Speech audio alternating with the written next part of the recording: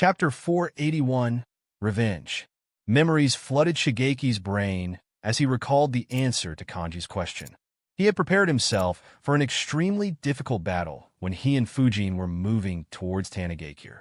In fact, he was surprised when Fujin claimed that he could help take revenge with just the two of them despite seeing a portion of his strength. They would have to pass through several layers of defenses to reach Kanji. For the first time in his life, Shigeki discovered how convenient it was to work alongside a Fuinjutsu Grandmaster. Is the wall around the village covered with seals and a barrier? Not an issue. Fujin created a small hole in the barrier, which went undetected. He freely manipulated the seals on the wall, and the two of them entered the hidden village without any obstacle. From there, reaching Kanji's palace was a walk in the park. Of course, the palace had some defenders. They were mostly ninjas from Kanji's family, who patrolled occasionally. Needless to say, every single one of them was killed. Their bodies were pinned to the walls of the palace with their own weapons. Thanks to Fujin, no one else heard a single thing. Shigeki answered, "That's not something you should worry about. Instead, you should think about the disgusting and vile acts you and your son committed all these years." He began walking forward while saying, "Karma has finally caught up with you. I'll let the two of you feel the pain I felt since that accursed day." Kanji snorted and prepared himself for a battle. He said, "You have grown very cocky. Do you think that you can defeat me? Actually, I am glad that you have appeared here yourself. I'll shred you to pieces with my own hands." Kanji wasn't afraid of Shigeki. His attention was instead on the mysterious masked ninja next to him. If Kanji and Shigeki had fought 3 years ago, Kanji would have easily won. After all, his strength was the reason that he could become an elder in a hidden village. Even if he was placed in a major village, he could be considered a jounin. It was one of the main reasons why Shigeki listened to Fujin and didn't try to get his revenge instantly. Even now, though Shigeki had grown a lot stronger, defeating and killing Kanji would still take some time. The commotion it would cause would make the other ninjas in the village rush over there. As a result, if Shigeki had come by himself, he would have lost and been captured instead. Thankfully, he had a very strong ally. Kanji and the medical ninjas began grabbing their weapons. However, even before Kanji could take out his kunai, Fujin's left hand clutched his throat. Kanji's eyes widened in horror as he realized, so fast. Who is he? And is this swift release? Before he could figure anything out, Fujin lifted him and slammed Kanji's entire body into the ground, creating cracks in the floor. Kanji's back and spine were severely damaged due to the impact. He still tried to attack, but various symbols appeared on his body. Fujin had used the self-cursing seal to restrain him. The medical ninjas and Itsuki were shocked by the sudden development. They looked at Fujin, who was staring back at them instead of paying attention to Kanji. Before either of them could react, 2 shurikens pierced through the necks of the 2 medical ninjas. Both died on the spot, leaving only the father-son duo alive. Seeing his father and the 2 medical ninjas on the ground, Itsuki was horrified. He walked backwards while asking, "Who are you?" Terror could be heard in his voice. Unfortunately, there would be no mercy as Shigeki flickered behind him and knocked him out. Kanji wanted to speak, but couldn't move his mouth. Fujin knocked him out as well and asked, "Do you still want to torture them?" Shigeki nodded. Fujin said, "All right, carry their bodies. We need to leave this village first before someone discovers something odd." Shigeki nodded. He carried the both of them as they left the village as silently as they arrived. A few kilometers from the village, they entered a cave. Fujin inscribed a few seals on the cave, as well as on Kanji and Itsuki, and said, "No one should be able to detect you in this cave. No one will be able to hear any screams from the cave either. I'll leave them to you, but don't spend too much time here. Find the ones you want to recruit and return to the base within 10 days. Shigeki nodded. Before Fujin left, he bowed and said, "Sure Den, thank you for helping me get revenge. I will forever be in your debt." Fujin continued walking away as he said, "Don't worry about it. Just give your all to the Phantom Haven Society. It's the only thing I would ask from you." His figure disappeared. Shigeki finally raised his head. He was genuinely thankful to Fujin. Without him, this day would have never come. He entered the cave. Alone with the culprits who tortured and killed his family, Shigeki finally couldn't restrain his rage. For nearly half a day, abominable screams were continuously heard in the cave. Thankfully, none of the screams could be heard outside the cave. Otherwise, if anyone were to stumble nearby, they would be horrified. During this time, Tanigakure wasn't calm either. It didn't take very long to discover the dead bodies in Kanji's palace. The entire village became alert within minutes. One of their elders was missing, and many of his family members were dead and pinned to the walls of his palace. Immediately, they began investigating. At the same time, the other families in the village raised their protection several times. Several ninjas were seen moving around the village to check if anyone was hiding. A few patrol teams searched outside the village as well. They even moved past the cave Shigeki was in, but failed to detect anything strange about it. After 9 hours of non-stop torture, both Kanji and his son died. Shigeki remained in the cave for some more time, reminiscing about his family, who he couldn't protect. He cried, he drank, and stayed in the cave for a day. Finally, he got up. As he walked out of the cave, he muttered, "I have finally got justice for my family. From now on, I'll dedicate my life to seeing Phantom Haven Society achieve its goal." He left the cave and began moving towards the location of the rogue ninjas that he recalled. 8 days later, a group of 12 ninjas were moving across the land of rivers. Needless to say, they were being led by Kasai Shigeki. They reached the valley that was chosen to be the base of Phantom Haven Society. As they stood on the edge, one of them asked, "Of all the places, you chose this freaky place? Will we even be able to sleep peacefully here?" Another added while adjusting his spectacles, ignoring Mitsuo's concern, "It's actually not a bad idea. No one will think that someone has built a base here. That said, making a safe base here is very difficult. How did you manage it?" Shigeki himself wasn't aware of the answer. He just decided to trust a Fuinjutsu Grandmaster and said, "It is my benefactor who is building a base here, Hayato. You'll see soon, follow me." He quickly moved towards the location of the mini-base that Fujin had decided. Soon after they entered the valley, Fujin detected disturbances in his space-time field. He looked in their direction and thought, "Looks like Shigeki has returned. I overestimated the amount of time I'd need to build a base. I managed to do it in just 4 days.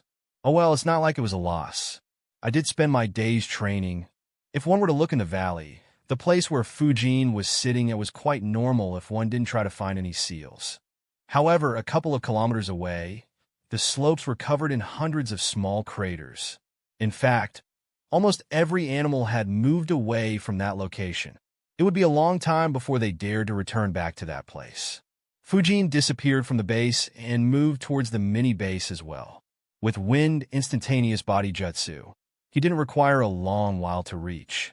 A few minutes later, Shigeki's group arrived at the spot where the mini-base was.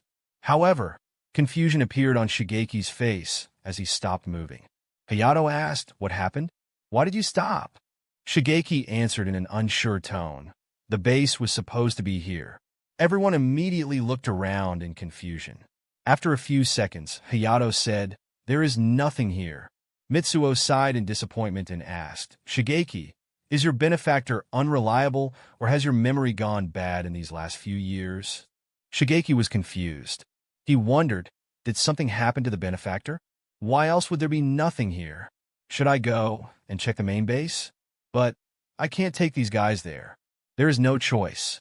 I'll have to ask them to wait here while I go ahead and check. Shigeki was about to leave when suddenly everyone felt a killing intent. Before anyone could react, a voice was heard. "I wouldn't move if I was in your place." Chapter 482, New Recruits. I wouldn't move if I was in your place. Everyone except Shigeki, who identified the voice, wanted to move. However, their legs froze as the scenery around them changed. Instead of a lush green valley, everyone was surrounded by long spears that had risen from the ground. Had they moved, they would have been stabbed by several spears. They quickly looked in the direction of the voice. A large cave opening appeared out of nowhere on the surface of the slopes. A masked man stood next to it while leaning against the wall. Mitsuo asked, "What's the meaning of this?" "Shigeki, we trusted you. How could you betray us, you bastard? The same thoughts ran through everyone's head. Fujin chuckled and said, relax. He didn't betray you. I just wanted to test out the new base. Fujin snapped his fingers. In an instant, all earth spears crumbled and fell to the ground. The rogue Tanigakure ninjas finally relaxed. Hayato asked, is this the benefactor you mentioned? Quite an impression he made. I have never seen such a high level of Jinjutsu. I never felt anything influencing my chakra. Fujin said, this isn't Jinjutsu. Instead, it is Fuinjutsu. It'll ensure that the base is safe even when I am not here. Fujin's response surprised them. None of them had ever seen Fuinjutsu in this way and to such a degree. In fact, some of them were still suspicious. Fujin said, anyway, enough small talk. Shigeki, are these the ones you wanted to recruit? Shigeki nodded and said, I managed to find 10 of the 13 I mentioned and found another friend who was banished from the village a year ago. One by one, Shigeki introduced all 11 members. The members covered a lot of specializations. There were a couple of censors and a decent medical ninja. At the end, he added, Mitsuo and Hayato were formerly jounins in our village. The rest were chunins. Fujin observed them properly and said, all right, Hayato and Mitsuo will be captains. The rest will be field agents. Shigeki immediately realized, Shurden doesn't think that they are strong enough to be considered jounins in a major village. Hayato said, while we have agreed to join, Shigeki said that we won't learn any more information before we actually join you. We would like to hear the further details. Fujin nodded and said, in order to be a member of the Phantom Haven Society, you have to accept the Phantom Seal. It will prevent you from ever leaking the secrets about the organization or your fellow members. At the same time, it will also give you some benefits. Hearing that a seal would be placed on them made them tense. Though Shigeki had impressed them with the Phantom Will, they didn't share his trust in Fujin. Hayato asked, how can you guarantee that you won't harm us? Fujin shrugged and said, if I wanted to harm you, you'd all be dead. Regardless, I'm not forcing you. If you want to leave, you can. If you want to stay and achieve our common goals, then stay. Without the seal, the members of the Phantom Haven Society will be very vulnerable to spies from hidden villages. I can't risk that. I hope you understand. Fujin's words were very nonchalant. It was as if he didn't care whether they stayed or not. It irked the Tanigakure ninjas. Mitsuo asked, don't you care about helping the weak and the innocent? Fujin replied, I do, but I can't force others to do so. After all, everyone wishes that the world would be at peace. However, how many actually do something about that wish? If I have to force someone to do it, then I'll be better off without trying at all. In an instant, everyone suddenly remembered what Shigeki had explained to them about the Phantom Will. They understood why Fujin was nonchalant. It wasn't that he didn't care about the goal. Rather, he didn't have any interest in forcing or pursuing anyone to work towards that goal.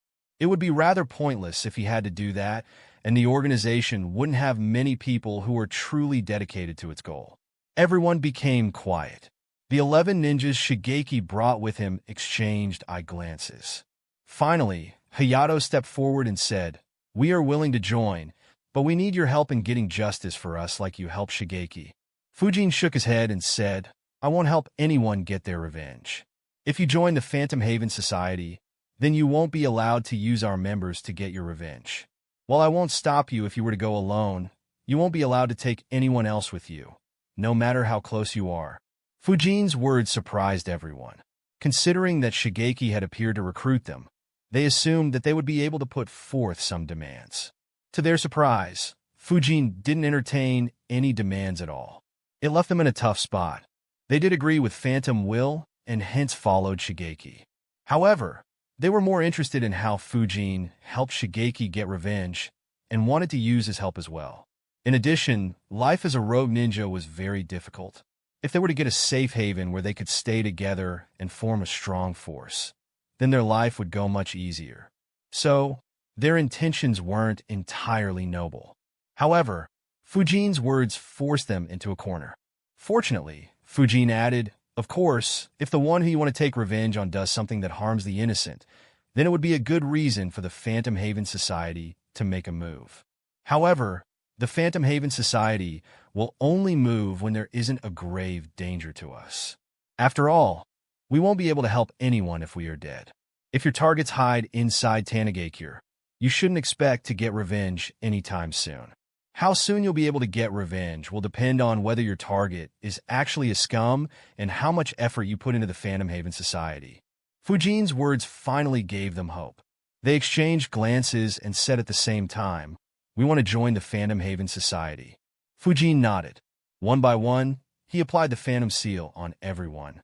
It failed once when the ninja resisted subconsciously, but was applied on the second try after Fujin explained it. Once the seal was applied, Hayato asked, "Shurden, now that we have joined you, I hope you can answer this question truthfully. Would you have really let us go if we had refused to accept the Phantom Seal?" Fujin chuckled and answered, "Why would I stop you? Besides, what will you even do with this information? Will you go out and tell the world that a guy who is supposed to be dead and a masked person wants to make an organization that aims to bring peace to this world?" Fujin's words left everyone, including Shigeki, speechless. Fujin had instructed Shigeki to not mention the fact that he had created similar organizations to anyone else. So, for everyone apart from Shigeki, the Phantom Haven Society was merely a two-man organization. What was even the point of leaking this information? Hayato coughed and said, "Well, if you had become successful in the future, we could have leaked the location of your base." Fujin waved his arms dismissively and said, "This is just a mini base. There are 3 other such bases in this valley, and that's apart from our main base. If you guys had left and betrayed us in the future, all that would welcome you would be a deadly trap. Even a Fuinjutsu Grandmaster wouldn't have noticed the trap until it's too late. While some ninjas could survive, you fellows would definitely have died." Once again, everyone was speechless. There was no need to think about how advanced that base was. All 12 of them would have died without any chance of resisting had Fujin wanted them dead. Heck, they wouldn't even know how they died. And now they learned that Fujin still had 3 more similar bases along with a main base that would have undoubtedly been much more advanced. Unknown to them, Fujin had initially planned just 1 mini base to act as a cover for any spies that infiltrated. However, on seeing how easy it was to create it, he created 3 more. After all, the more the merrier. If Arisen was here, he would have understood Fujin's point of view. Fujin said, "That said, even though I built the bases, they're still very basic. You guys will need to do some construction. Come on in." Fujin entered the cave. The others quickly followed him in. As soon as they did, their eyes widened. Mitsuo muttered, "I never would have imagined that there would be something like this in a normal-looking valley." In front of them was a massive base. Though its appearance was basic, as everything was carved out of rocks and had no decorations whatsoever, the basin itself was extremely huge. They could easily house over a couple of hundred people inside the cave without making it seem crowded. While everyone was observing, Fujin said, "There isn't much more to see here. I'll let you guys handle the decorations and make this place look more welcoming and accommodating. I'll inform you guys later how the seals here work and how you can use them in case someone somehow discovers the base and manages to forcefully enter. For now, let's visit the main base." Chapter 483, Phantom Haven Base and Possible Future Expansions. Fujin's words caused the 12 members to feel excited. All of them knew how rare Fuinjutsu Grandmasters were. Even major villages would treasure them. To be able to control the seals created by a Fuinjutsu Grandmaster was a huge honor. In addition, everyone was anticipating how majestic the main base would be. Even though the mini base looked simple, none of them doubted that it would look grand once they improved the aesthetics. And, with all the protective seals along with the locations of the bases, they no longer had to worry about someone trying to hunt them. In a few minutes, the group reached the deepest point of the valley. Shigeki looked around. The place looked exactly how it was when he and Fujin had gone there the first time. Everyone was looking around as well. Mitsuo asked, "So, where's the base hidden?" Fujin made the confrontation hand seal and said, "Watch your feet." In the next instant, the ground under their feet disappeared, surprising all 12 of them. Fortunately, they could see another layer of ground below them as they fell and landed safely on it. It was 25 meters deeper than the land they were standing on initially. Shigeki asked in surprise, "What was that?" Fujin answered, "A barrier." "Look up." Everyone looked up. The sky looked normal. Suddenly, a brown net appeared 25 meters above them. Fujin explained, "I created a barrier on the top of the base. As you saw, it looks just like the ground and stays consistent with the terrain. It also guards against all forms of sensory skills. So, it is impossible for anyone to sense anyone who is hiding in this base, even if they are standing above it. Of course, if another Fuinjutsu Grandmaster appears here, then he or she might be able to find the barrier. I have prepared a few escape routes with several traps to slow down the enemies in that scenario. I'll show them later." Everyone marveled. They truly were speechless. Mitsuo muttered, "Even our village isn't this well protected." Hayato added, "Yeah, this is truly a hidden base. If anyone finds us here, then it only means that even the gods want us dead." Shigeki was more focused on the defense of the base, as he would be the leader in Fujin's absence. He asked Shurden, "How strong is that barrier?" Fujin answered, "Not very strong. While normal animals and humans won't be able to do anything to it, a few rank A jutsus will easily destroy the barrier. So will a bombardment from lower-ranked jutsus or even explosive tags. Of course, that is under normal circumstances. If you guys provide chakra to it, then it'll be just slightly weaker than the 4 violet flames formation. In that case, it'll only be destroyed once you run out of chakra. Though it is weaker than the 4 violet flames formation, it is more practical for our base.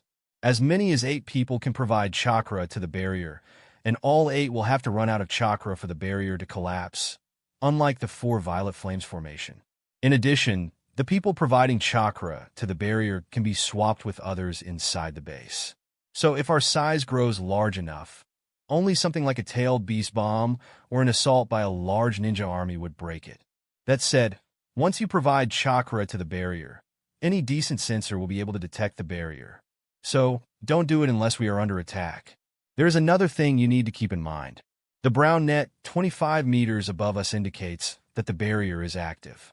If the brown net doesn't exist, it means that the barrier is turned off. The former Tanigakure ninjas just helplessly exchanged glances. They didn't even know what to say. For a moment, they couldn't help but wonder such level of preparation. It's as if he is preparing to take on all 5 major villages in this valley.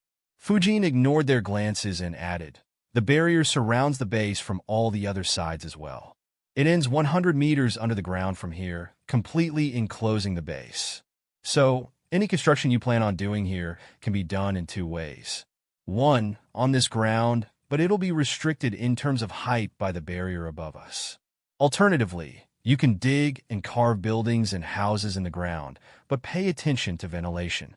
I have already done so for the official building, the academy, library, training facilities, meditation center, and staying quarters. Apart from the library and the meditation center, you can make changes to the rest. Feel free to check out the base as much as you want to. Meet me in the library in half an hour." Fujin could feel that all of them were overwhelmed by the base. As a result, he decided to give them some time to cool down.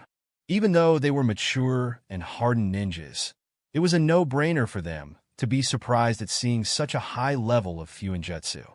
It was even more so for Shigeki, who knew how barren the place was merely 10 days ago. Hayato looked at Shigeki and asked, "Shigeki, how did you even meet this guy?" His question brought Shigeki out of his thoughts. He looked towards him and answered, "I was just lucky. When I was escaping from the ninjas Kanji sent, I ran into him. Otherwise, I would have long been dead." Hayato thought for a few seconds and replied with a sigh, "You were very lucky. When you approached us, I felt that you had gone insane. The only reason why I agreed to come with you was because Kanji was killed. However, with such an expert supporting us, the goal you spoke of isn't merely a talk. At the very least, we should be able to maintain peace in the land of rivers when no great ninja wars are happening. That said, moving beyond this country would be impossible. All of our neighbors have very strong armies and leaders." Shigeki nodded. The land of rivers was surrounded by the land of wind to the west, the land of fire to the east, the land of rain to the north, and a sea to the south. Their respective hidden villages were in an entirely different league when compared to Tanigakure. However, Shigeki wasn't worried as he thought. This isn't the only base. Shurden said that he has created several other such bases. So our responsibility should be only limited to this country. I'm sure he has his plans for the remaining countries as well. Unfortunately for Shigeki, he would never know how much he was lied to by Shurden. That said, from Fujin's perspective, the situation wasn't that restricted. Once Nagato and Konan fell, the Land of Rain would no longer be as strong as it had been since Hanzo rose to power. If Fujin developed any intentions of expanding the Phantom Haven Society in the future and making it a formidable force, then he could expand to the north without stopping by creating bases in the Land of Rain, Land of Grass, and finally the Land of Waterfall, who would have lost their only Jinchuriki by then. If that happened, then the Phantom Haven Society would stand directly between the Land of Fire and the lands of Wind and Earth, becoming the new but hidden buffer zone. Of course, Fujin would need to create another similar organization to create bases in the countries between the Land of Fire and the Land of Lightning to spread his influence further and potentially raise a force greater than any of the 5 major villages. That said, it was a matter for the future. For the time being, Fujin's attention was focused only on the events leading up to the 4th Great Ninja War. Until Kagaya's threat was resolved, he didn't see any point in making plans for the time beyond it. The group spent some time looking around the base. It was much larger than the mini-base as it covered the entire plain in the deepest layer of the valley. The academy Fujin had constructed could hold more than 1,000 students. The living quarters were even larger. The training facilities were inspired by Umbu training facilities, though there weren't any elemental training rooms. As such, the base would have no issue in holding close to 10,000 people if managed well. The only real drawback was that there wasn't much space for things that would need a lot of space. For instance, there were no training grounds inside the base. However, that wasn't much of an issue, as the entire valley outside the base could be used as training grounds. Another issue was that there were no farmlands. While it wasn't an issue for the time, being thanks to the wildlife in the valley, food would need to be bought in large quantities once the population inside the base increased. It could raise some suspicions. Fortunately, there was abundant drinking water in the valley. After looking around the base for a while and making some plans about future renovations and aesthetics, the 12 fandom members walked towards the library, where Fujin was waiting for them. Once everyone arrived, Fujin glanced at everyone and said, "I'll now explain to you guys my plans for this base and what you need to do." Chapter 484, Plans and Arrangements. Everyone became serious upon hearing Fujin's words. At the same time, they were curious as well. Fujin explained, "As I told Shigeki, I won't be staying here frequently. In my absence, Shigeki will be the leader here. As such, the rest of you need to follow his instructions." No one opposed it. They were quite familiar with Shigeki and didn't have an issue in working under him. In fact, they preferred it to working under an unknown person like Fujin. Fujin continued, "Once I leave, you'll have to focus on 4 tasks. The first one is obviously making this base and the mini bases more hospitable. As for the details, I'll leave it under your capable hands. You can visit nearby villages and towns to buy whatever you need. Just make sure to hide your identity and don't let anyone trail you." Shigeki asked, "Will you be providing us with monetary support? Though we do have some money, I doubt any of us has enough to undertake such a huge project." The others agreed with Shigeki. While they each had some money due to being rogue ninjas and bounty hunters, none were very rich. To their relief, Fujin nodded and tossed a scroll to Shigeki. He said, "This scroll has over 41 million ryo. I had arranged 25 million ryo initially. However, I met a few bandits and rogue ninjas who were willing to donate to our just cause." Everyone had a weird expression on their faces. They all understood what donate implied.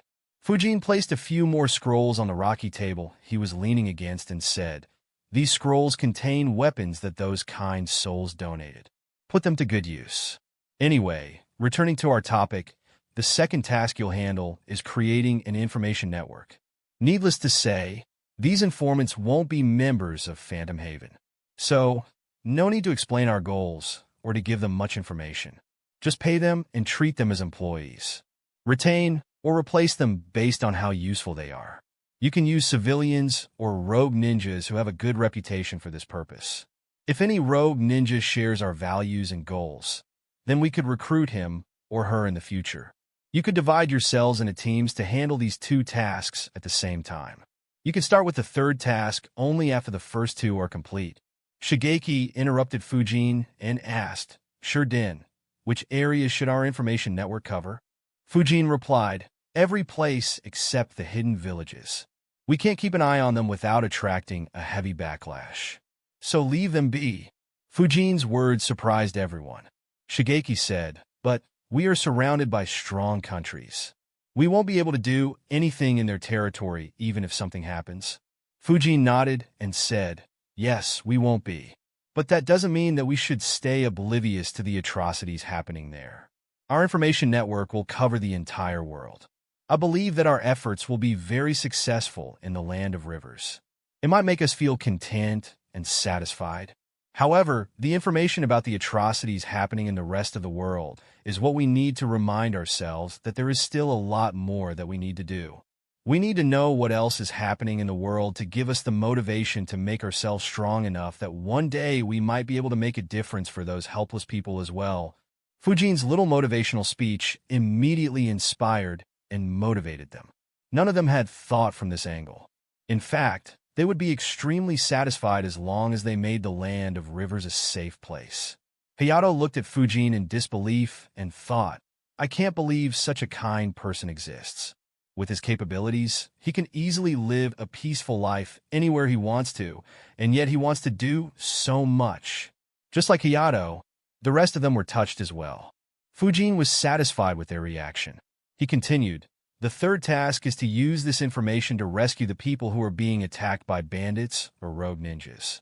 Until I say so, we won't engage in a conflict against a hidden village. The tasks we undertake will only be the ones we are sure to complete without any loss. As I said earlier, we need to stay alive to do good work. Anyway, if you manage to kill the bandits or the rogue ninjas, you will confiscate their money and weapons. What you confiscate has to be handed to Shigeki, who will be handling the finances. The money will be used for our operations or to help the affected people rebuild their villages and homes. During these rescue missions, if you find any kids who are orphans and have the talent to become a ninja, you will give them the opportunity to join the Phantom Haven Society. If any parents want to send their kids who have the talent to become ninjas to us, you can accept them as well. However, let the parents and the kids know that they might not ever see each other again. If they still agree, only then accept them. Your fourth and last task is to guide those kids. Raise them to become splendid ninjas in the future who believe in the Phantom Will. Though we have good intentions, changing the fate of the world wouldn't be possible in just 1 or 2 generations. They will have a far bigger role to play as compared to us. Of course, since you'll be teaching the kids, only recruit as many kids as you can train properly and bond with. If you recruit too many, not only will you guys become exhausted, but the kids will also feel abandoned. I don't want to see that happening. Is this understood?" Everyone began thinking. After some time, Mitsuo asked, "But if we do this, won't we be doing just the job that the hidden villages do? The only difference is that instead of getting paid, we do it for free and help everyone." Fujin answered, "In a sense, but not exactly. In truth, every hidden village has the power to eliminate all bandits and most of the rogue ninjas in their country. They just don't because these bandits bring in jobs for their ninjas and help run the economy of the ninja villages.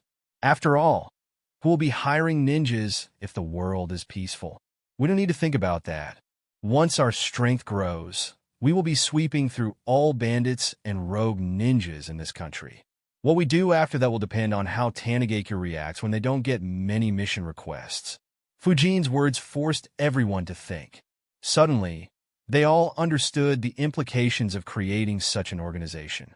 They immediately realized how Tanigakure would react if they suddenly stopped getting mission requests. The village would stop receiving funding soon if that happens. As a result, the interests of all forces in the village would be harmed. They would immediately begin investigating the reason behind such happenings. They might even resort to creating fake bandit groups and rogue ninjas to create trouble so that they get missions. It might put them at direct odds against the Phantom Haven Society. Everyone nodded solemnly. They understood that they might have to clash with the mighty hidden village in the future.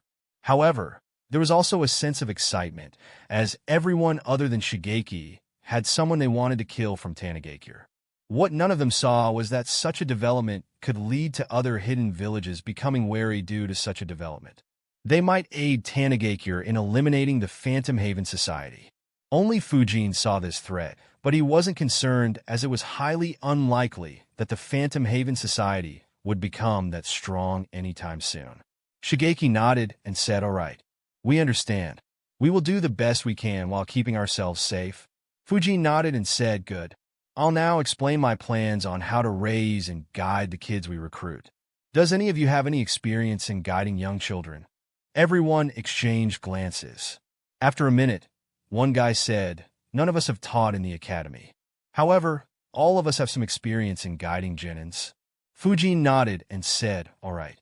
But guiding genins and guiding untrained kids are completely different. I have created training plans and noted them down in scrolls, which I will leave with Shigeki for you to refer to in the future. For now, make yourself comfortable. It will take quite some time to explain everything." Everyone sat on seats that were made of rocks as well.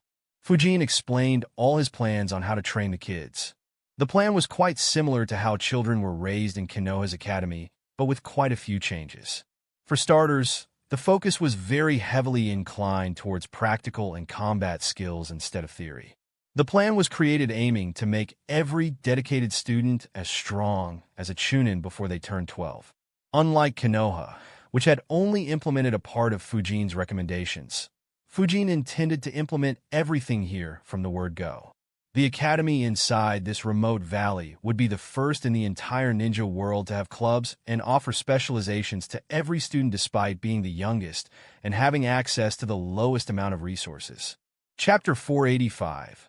A Killing Zone. After explaining all the details regarding how to raise the kids, Fujin added, "The two places I said that you shouldn't try to modify are this library and the meditation center. I have inscribed several seals in the meditation center, making meditation much more effective than normal. You will have them practice the leaf concentration exercise in the meditation room. You guys can use it for meditation as well. As for this library, I have stored hundreds of scrolls in here to help the kids. They cover almost every field that a student needs. There will also be some stuff that you might find useful." Once again, everyone was surprised. To build a library that covers every aspect and could even help the veteran ninjas, it implied that either the person who built the library was incredibly knowledgeable or that he had stolen the scrolls from the library of a hidden village. Needless to say, Fujin had copied most of the information from Konoha's library. That said, he was extremely careful about it. He had only copied a very small amount of scrolls, and he focused on the jutsus that were commonly used in every major village to ensure that no suspicions would be cast on him and no members would be able to guess where he came from. He didn't copy any jutsus that were only used by Konoha ninjas. The place where Fujin and the rest were sitting was just the lobby. There were several doors surrounding it. In addition, there was a staircase going to the underground floors. Fujin pointed at the doors one by one and said, "This room has a range of rank E jutsu scrolls in it. It covers all elements. This room has ranked E jutsus. This room has basic information on other fields, such as Fuinjutsu, Sensor, Medical Ninjutsu, and some other basic stuff. That said, I couldn't get a lot of scrolls on Medical Ninjutsu. Hayato, since you are a healer, you will be tasked with going through the available information and adding more if you can." Hayato nodded and said, "Leave it to me." Fujin continued, "As for the last room, it is empty for now. Everyone, including the students you recruit, can access any scrolls on this floor. However, the underground floors will be restricted as per ranks. The first underground floor has several rank C jutsus and can be accessed by field agents. The second underground floor has several rank B jutsus and can be accessed by captains. Above the captain ranks are commanders, and above them are special elites. Commanders can access the third underground floor, which currently has very few rank A jutsus. Special elites can access the last underground floor, which is supposed to have rank S and forbidden techniques, but is empty as of now. While I won't be here to monitor the library, I have inscribed several seals that will keep track of who uses which floors. I hope that none of you or the ones who you recruit break these rules. That said, there is no need to be extremely strict with this. For instance, if a captain feels that a particular rank B jutsu will be extremely useful for a field agent, then he can teach the jutsu to him or ask Shigeki to allow him to read that scroll. Similarly, students who show excellent talent can either be rewarded with a visit to the first underground floor to select one jutsu, or the teachers could directly give them the jutsus that could help them become much stronger. The same applies to all ranks. Another important aspect is that I alone can't completely fill up this library.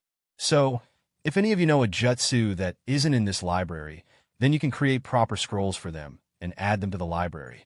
For example, I'm sure that the number of water jutsus in this library will be far inferior to what you had access to in Tanigakure. So, you could add those water jutsus in the library. This would help us slowly improve the library and make it as good as the ones in the major ninja villages. Everyone pondered on Fujin's words. After some time, everyone nodded in satisfaction one by one. Even though Fujin had restricted access depending on the ranks, he still provided everyone access to several jutsus. They just needed to see if there were any jutsus that would be helpful to them. Not to mention, Fujin still had left a way for them to get access to higher-level jutsus. In a manner of speaking, all of them were getting a lot of benefits from Fujin without having contributed anything. Fujin knew about it. His initial plan was to introduce a contribution point system and only give the benefits once a member has contributed towards the growth of Phantom Haven society. Unfortunately, creating such a system was an extremely difficult task. Even more difficult was ensuring that the system was implemented properly. Without him personally looking over it, the system wouldn't have functioned properly and could have created discord among the members. As a result, Fujin decided to scrap the idea and directly gave the benefits. Of course, it wasn't without its positives. It would help the members get stronger at a faster speed, and it could even make them more loyal to Fujin considering how selfless he had been with them. On the other hand, there was a risk of them getting more greedy and trying to demand more from Fujin later on. It was why Fujin didn't entertain any demands of getting revenge. After some time, Mitsuo asked, "How can we be promoted up the ranks?" Fujin explained, "Just become stronger. Shigeki will be responsible for field agent and captain promotions. Commander and special elites promotions will be handed just by me. Shigeki can explain the details later on." Mitsuo nodded. The others asked a few more queries which were resolved by Fujin. Once all the queries were resolved, Fujin became busy in explaining how they could utilize the seals and barriers he had left in the bases. He first showed them how to provide their chakra to the barrier to strengthen it in case there was an attack on the base. He taught Shigeki how to activate and deactivate the barrier for the main base. He spent the remaining day explaining to them about other arrangements he had left in the main base. The next day, he did the same for the 4 mini-bases. He also provided Shigeki with several scrolls with instructions in case they forgot any details. Finally, it was time to leave. Fujin had spent 12 days in the Land of Rivers. Adding the 2 days he had spent completing his missions, he had been away from Konoha for 2 weeks. Fujin said, "I'll take my leave now. Shigeki, I'll leave this base in your capable hands. Once again, if you rescue or recruit someone, remember to only show them one of the mini-bases. They will only be allowed in the main base after the Phantom Seal is applied." Shigeki nodded and said, "Don't worry, I remember. Could I know when you'll return?" The last time Fujin had asked him to wait, he had to wait for close to 3 years. He was hoping that Fujin didn't repeat the same thing. Fujin could see his concern and answered, "I can't say for sure. If luck is good, then within 2 months. In the worst-case scenario, I'll come to visit in around 4 months." Shigeki nodded and said, "All right. I'll take good care of this base until then." Fujin nodded. He said, "Unlike last time, I won't leave you without any means of communication. Here, take these." Fujin handed Shigeki several tags with different colors and said, "These tags can be used to convey certain messages to me. You just need to insert your chakra into them. The green one will convey that you have recruited a group and brought them to one of the mini-bases. The blue one will convey that one of the mini-bases has reached full capacity and you start using a second mini-base. The golden one will convey that you are facing financial issues. The purple one will convey that there is an argument among the members of the Phantom Haven Society that you can't resolve. The orange one will convey that the Phantom Haven Society is facing danger while operating outside. The red one will convey that the mini bases are under assault. And the black one will convey that the main base itself is under attack. Shigeki immediately understood the importance of the tags. He didn't understand how Fujin created them, but he didn't dwell upon it much. After all, Fujin was the only grandmaster he had ever interacted with. The tags were made on a similar principle to the tag Fujin had created earlier, which sent a message by bursting into flames. Only this time, instead of burning the correlated tag, it would just release some energy for Fujin to detect and form a symbol on it to indicate that the corresponding tag had been activated. Fujin was satisfied with his response. He said, "Good luck." In front of the 12 members of the Phantom Haven Society, Fujin disappeared. A look of surprise appeared on their faces. Mitsuo asked, "Was that Fuinjutsu as well?" Shigeki shook his head and said, "No. His speed is otherworldly. I have never seen anyone move as fast as him." The others were surprised that it was just pure speed. It made Fujin's impression even stronger. They decided to rest for a bit before starting what would be a rather arduous task. As for Fujin, he turned around and glanced at the valley as he left. A thought appeared in his mind. Though I had initially just planned on creating a base here, this valley is perhaps my best killing zone. The number of Flying Thunder God marks I left there is probably greater than the number of seals on my house. Once my teleporting range increases to around 15 kilometers, I can solo any army that dares to step inside here. Of course, that might also give away my identity. Oh well, I wonder if I'd ever use this killing zone. Chapter 486, A Surprise. Since his mission was supposed to be close to the Land of Grass, Fujin had to move back to that location and then make his way back to Konoha in order to avoid any suspicions in case something happened on that route. This time, he traveled inside the Land of Rivers and moved north while leaving his Flying Thunder God at regular intervals. While making his way to the Land of Rivers, he had done the same on the opposite side of the border. As he moved, he sensed a few ninjas every once in a while, but ignored them. His mind was still busy thinking about whether he missed any important detail while building the Phantom Haven Society and whether he could do something more to strengthen it. After some time, he concluded, "There is nothing I can think of that I missed. Everything now will depend on the sincerity of the ones I recruited. If they decide to slack off, there is little I can do." That said, Shigeki was affected quite a lot by the Phantom Will. Hopefully, this issue won't occur. If there are any bad apples, I'll need to come up with a scheme to eliminate them. The one shortcoming that Phantom Haven will have is a lack of high-level combatants.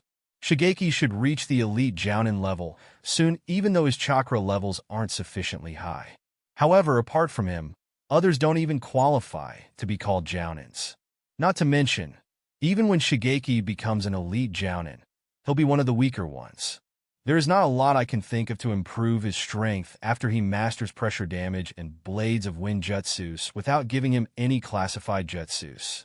I guess I'll give him the Ice Kekii Jinkai book that I received from the Land of Frost. If he succeeds in merging the wind and water elements completely, then his strength will increase immensely. Though he still might not reach rank S. Fending off weaker rank S like Kitsuchi or perhaps even Darui shouldn't be much of an issue. Unfortunately, mastering a Kekii Jinkai is extremely difficult. All the information in the book is about failed attempts.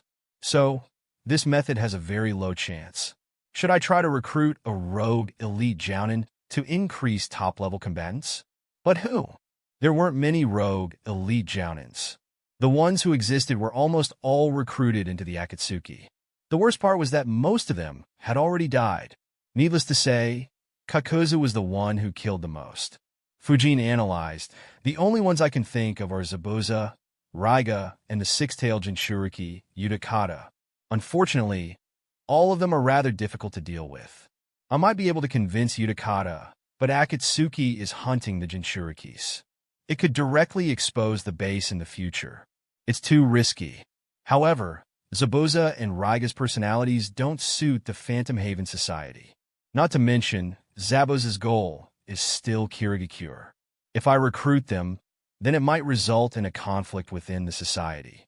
Without me being there to manage them, it'll be too risky. Unless I can create a second organization with morales that suit them. However, a bitter smile appeared behind Fujin's mask. It was too much work.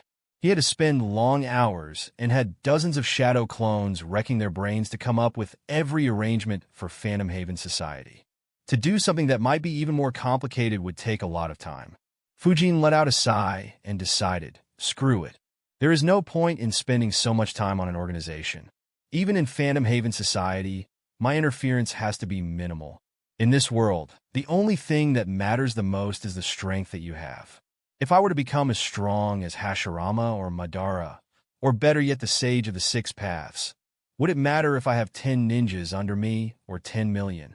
I can't dedicate any more time to the organization than I already have. As long as it gathers sufficient information, I'll be satisfied. If I happen to come across any talented ninja or someone with a Kekkai Jinkai or a secret technique who is worth recruiting, then I'll recruit them. Beyond that, my contribution to the Phantom Haven Society will be limited to finances, jutsus, and a bit of management. Having made his decision, Fujin began freely changing his appearance to decide what his third identity would look like, what his name should be, what mask he should wear, his backstory, and so on. Unlike his organizations, this identity was far more crucial for Fujin.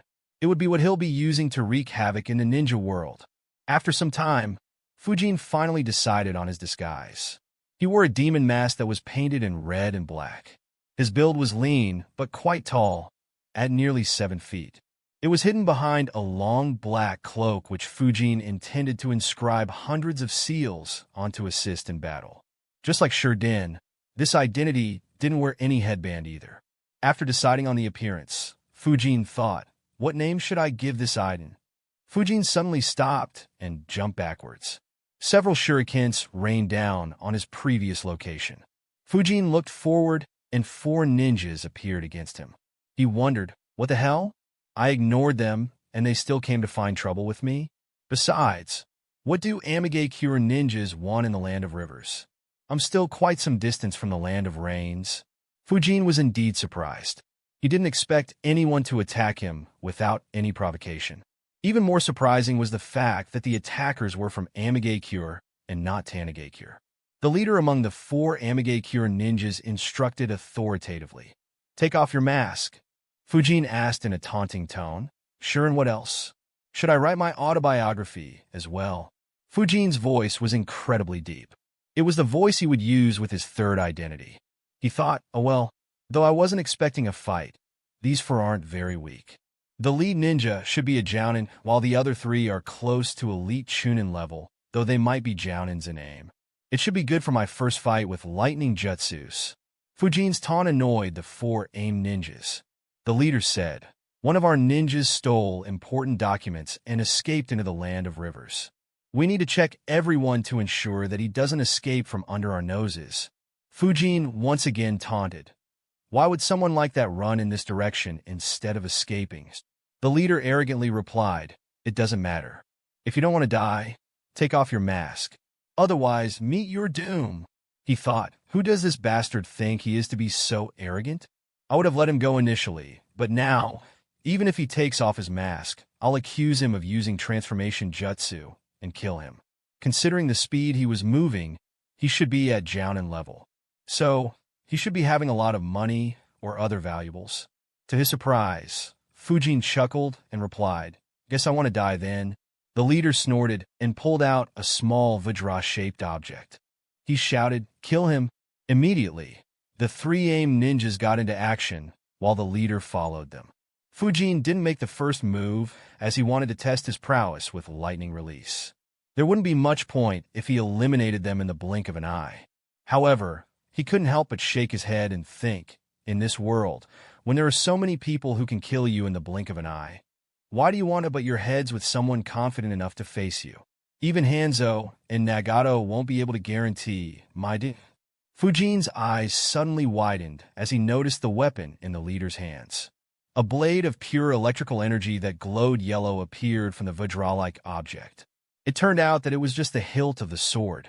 Fujin quickly dodged the incoming attacks while thinking, this guy is Tobarama's sword? No wonder he was this cocky. What luck. I never imagined that I would get a suitable sword so easily for this identity. Fujin did research on Tobarama's blade of the Thunder Spirit while he was in the academy. From what he recalled, the sword was stolen only a few years before Naruto graduated. So, he wanted to steal it from the ones who would attempt to steal it later. Unfortunately, the information from his memories didn't match up. The blade of the Thunder Spirit had been missing since Tobarama's death. Konoha always guessed that it fell in Myoboku's hands. However, a couple of decades later in the Second Great Ninja War, this sword was in the possession of an aimed jounin who was a close aide of Hanzo. Due to Hanzo's existence, Konoha couldn't retrieve the sword. Fujin had given up on the sword, as well as he knew that there was an entity far more dangerous than Hanzo in the Land of Rain. In fact, he had pretty much forgotten about it. He never expected that an aimed jounin would bring him such a valuable gift. A grin appeared behind his mask as he thought, I thought he was stupid. How ungrateful of me. This guy is even more generous than Hiruzen. As Fujin kept dodging, the aimed ninja with the sword appeared in front of Fujin and swung the sword vertically. A grin appeared on his face as he shouted, Die! To his surprise, Fujin raised his right arm and caught the sword with his right hand. A grin appeared on the ninja's face as a massive current electrocuted Fujin. A painful scream escaped Fujin's mouth as he was assaulted by innumerable electric shocks. Chapter 487, Blade of the Thunder Spirit. Seeing Fujin in pain, the grin grew wider on the aimed ninja's face. His teammates grinned as well. He said, That's the price you pay for your arrogance. Finish him. His subordinates quickly moved to finish Fujin off like they had killed innumerable other ninjas using the same combination attack. Dozens of shurikens were launched at Fujin's vital organs and neck. To their surprise, Fujin suddenly stopped screaming and said in a mischievous tone that didn't suit his deep voice, Just kidding. At that very instant, 3 lightning spears suddenly shot out from where Fujin was standing. The sudden development caught everyone off guard. In the blink of an eye, the lightning spears had knocked off all incoming shurikens and stabbed through the hearts of the 3 aimed ninjas. All fell dead without any struggle. While the lightning spears were launched, Fujin thought, I guess I have finalized the name and the backstory of this identity. I wonder who would be the first one to hear this bullshit story. The leader's eyes widened. Fujin let go of the sword, and the aimed jounin immediately retreated away from Fujin. Fujin looked at him and said, Second Hokage's blade of the Thunder Spirit. That's a rather impressive weapon. Whether you join your subordinates or not depends on whether or not you are able to impress me, Fujin thought. While I barely recall this sword, I have no recollection of what the skills of this sword are. The scroll in the library only mentioned the ability to shock others and to cut through chakra. But if the ability is so lousy, then it wouldn't be a weapon that a Hokage would use. I hope he can showcase some skill. While Fujin was thinking casually, the aimed jounin was terrified. Fear was visible on his face. He thought, how was he able to endure the electric shocks? Who is he? And how did he kill 3 jounins in the blink of an eye? Even I wouldn't be able to do that. The aimed jounin was completely on guard. All his attention was focused on Fujin. He didn't dare to make the first move again. Instead, he asked, Who are you? What do you want? Fujin replied, No one famous, I guess. I used to go by the name of Kuro. As for what I want, I was just passing by until you fellows decided to stop me. The aimed jounin was even more confused. He wondered, used to go by? What does he mean by that? Also, was he really just passing by? No way. He should have some goal in mind. He quickly said, My village is led by a god and an angel. If you attack me, God will judge and kill you. Fujin replied, A god and an angel descended into this world? All right, I'll go pay them a visit later. As for you, do you want to join your subordinates, or do you want to fight for your life? The aimed jounin's mood became even worse on being looked down so much. He shouted, Don't underestimate me. Lightning Dragon. He swung his sword towards Fujin. A large amount of lightning was unleashed from the sword. It took the form of a dragon and dived towards Fujin at a fast speed. At the same time, He opened an umbrella and launched a rain of poisonous needles towards Fujin. To his surprise, Fujin once again extended his left arm forward and stopped the lightning dragon's head with his left palm. In less than a second, the entire dragon hit Fujin's palm, but he stayed still. The lightning dragon dissipated, leaving only a few lightning charges around Fujin's palm. The Jounin wondered, is he immune to lightning? But how can that be? In terms of destruction, nothing comes close to lightning, especially when it comes from this sword. How do I fight him? Fujin saw the incoming needle rain and just waved his left palm. All the lightning he had absorbed from the lightning dragon was released and formed an electric field in front of him. It blocked or deflected every needle heading towards him. Having no other choice, the Jounin attacked once again. He swung his sword but aimed it at the sky instead of Fujin. Lightning release. Lightning Crow's jutsu, a large amount of lightning, was unleashed once again. It reached around 50 meters above the ground. Around 100 small crows made of lightning were formed. Each one of them dived towards Fujin. The Jounin quickly weaved hand seals while the lightning crows were diving towards Fujin. Water release. Exploding water colliding wave jutsu, he spat out a large amount of water, creating huge waves. Without waiting to see how the jutsus worked, he turned around and began escaping.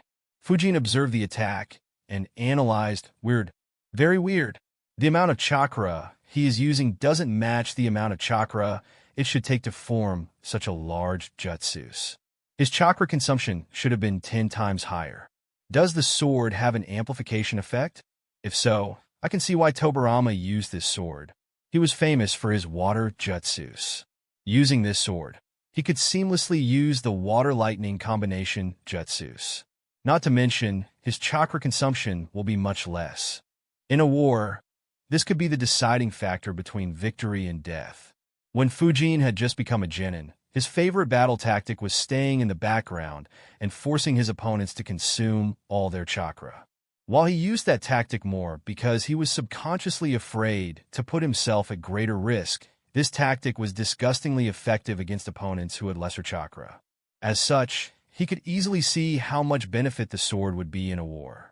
This time, Fujin raised both his palms, which were covered in lightning. Lightning release. Lightning vortex jutsu. Fujin released several lightning charges which began spinning at a rapid speed, forming a lightning vortex. It was a defensive jutsu that Fujin had created by himself. The lightning crows slammed into the lightning vortex in 4 waves. As soon as the crows entered the vortex, they would become unstable and dissolve back into pure lightning and be absorbed by the vortex. As a result, the lightning vortex kept getting stronger.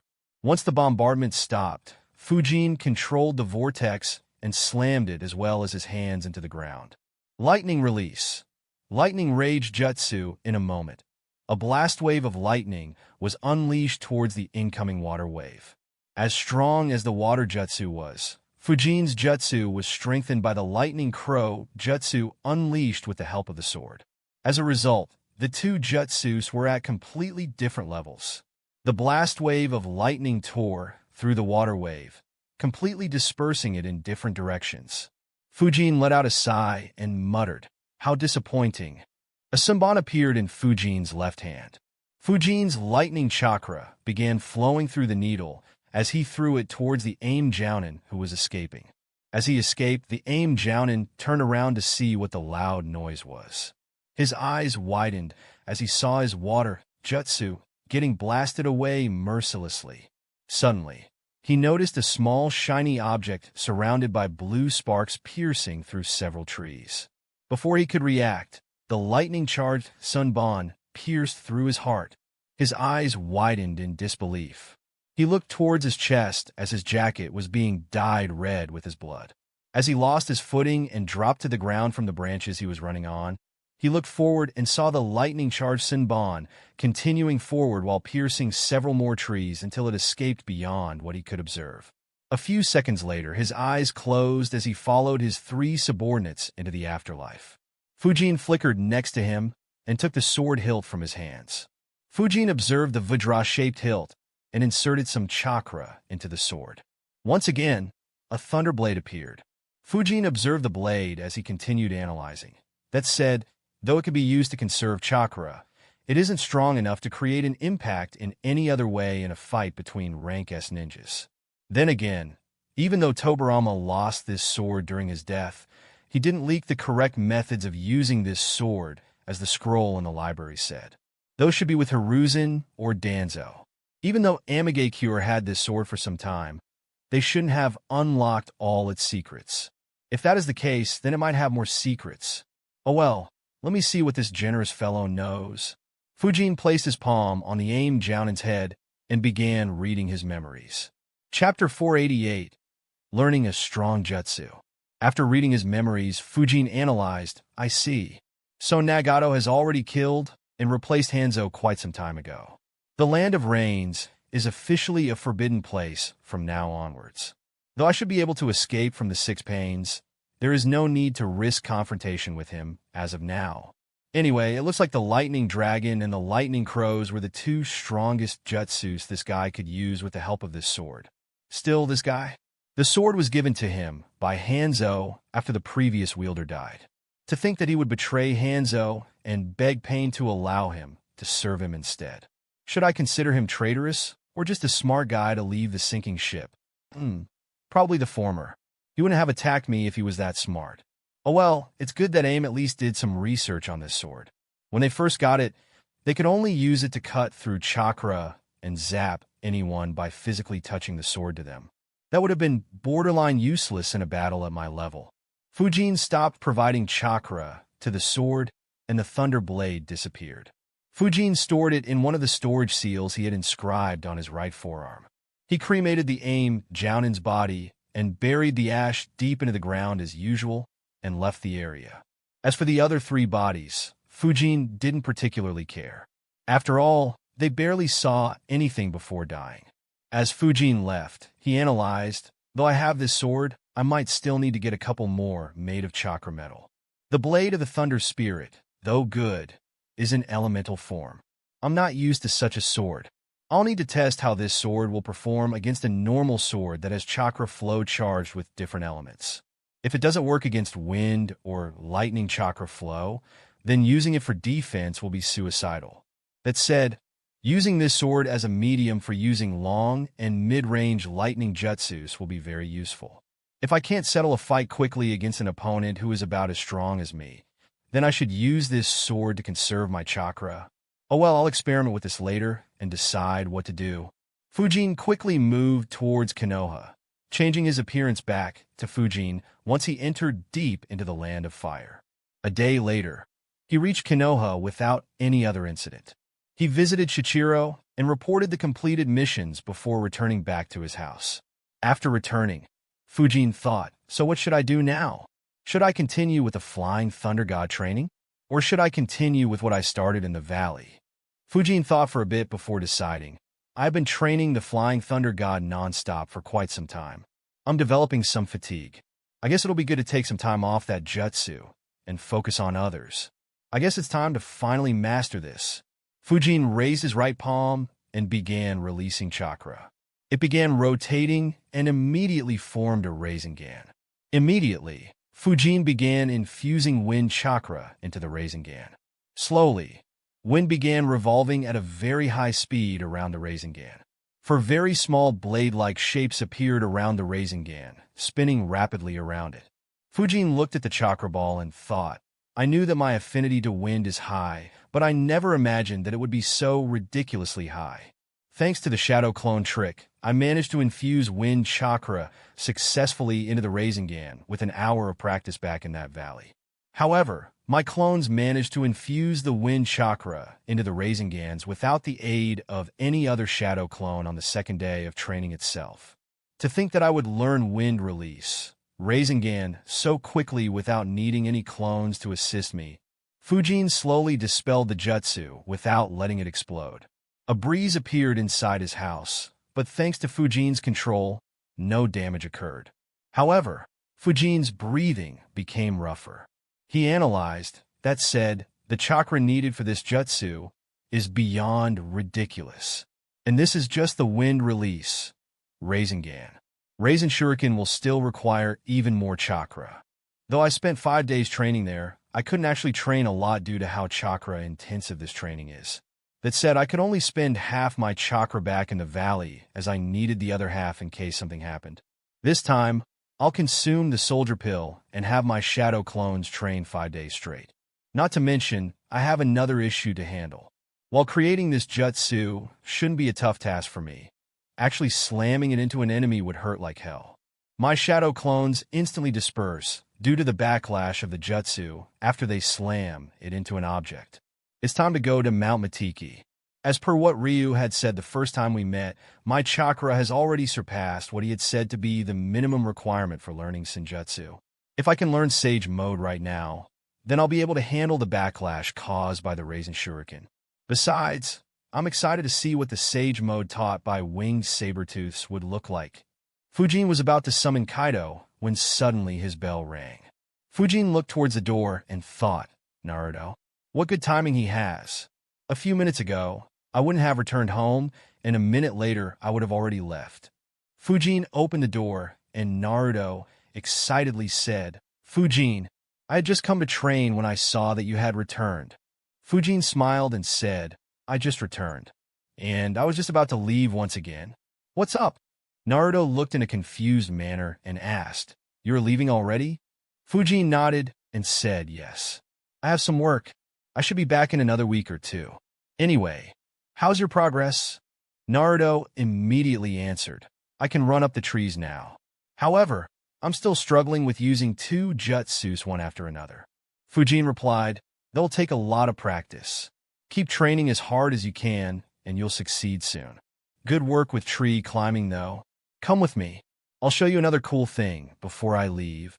Naruto excitedly followed Fujin while exclaiming, You are the best, Fujin.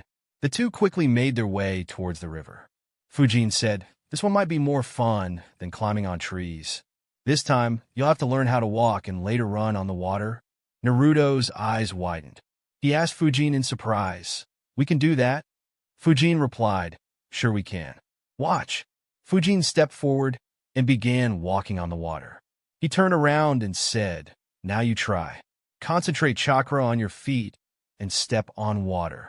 Naruto nodded and followed Fujin's instructions. Needless to say, he fell into the water on his very first step, causing Fujin to chuckle. Naruto quickly swam up, moved to the riverbank, and took deep breaths. Fujin said, This is much more difficult than walking up the trees. The surface of the tree stays firm unless you apply too much chakra. However, the surface of the river keeps moving as the water moves. In addition, the amount of chakra you need to release to stand on it is much higher. Keep those in mind as you try again. Naruto said, All right, I'll try it again. Fujin got off the river and saw Naruto trying it. After a few minutes, Naruto managed to take 2-3 steps before falling into the river. Fujin said, Good. Just keep doing this until you're able to walk on it. Once you are comfortable, you can try running and even try to skate on it. Practice this along with the 2 combination jutsus. I'll leave for now. Naruto said, Thanks again, Fujin. I'll begin running on water in no time. Believe it. Fujin smiled and said, I will. That said, if your chakra becomes low or if you are too exhausted, don't continue this training. If you fall in and have no energy to swim out, then you will be stuck in the middle of the river, flailing your limbs and might drown, unable to exit the river, and will never achieve your dreams. So, be careful. As Fujin spoke, his voice became a bit scary, causing Naruto to shiver. Naruto nodded and said, Don't worry. I won't overdo it. Fujin once again smiled and said, All right. See you later. Fujin disappeared from Naruto's vision. Naruto muttered, Fujin can be scary at times.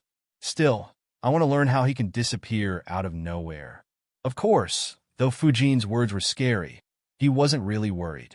Naruto was the last person in this world who could die of chakra exhaustion. Even if he fell into such a situation, Kurama would have no choice but to send him chakra. Of course, that would attract Hiruzen's attention, which was something that he didn't want to see. That is why he warned Naruto. Fujin returned to his training ground, summoned Kaido, and said, Kaido, reverse summon me back to Mount Matiki. Kaido said, "You sound impatient. Anyway, sure. Give me a minute." A minute later, Fujin disappeared from Konoha and appeared on Mount Matiki. Chapter 489. Request denied. Kaido looked at Fujin and asked, "So, what's up? Why did you want to come here?" Fujin replied, "Well, I wanted a place where I could train alone. A place where I can cause a lot of destruction without attracting trouble." "Know any?" Kaido replied, "Sure. There are plenty of unoccupied mountain peaks nearby. Want a lift?" Fujin answered, "Sure, but I want to meet your father first. Take me to him." Fujin jumped on Kaido's back as Kaido took a flight. He asked, "What do you want to do with father?" Fujin replied, "Not much. Just wondering whether he'll teach me how to harness and control nature energy. One of the jutsus I'm learning has a massive backlash. I'll probably not be able to handle it unless I can strengthen myself with nature energy." Kaido was surprised. He asked, "Such a strong backlash?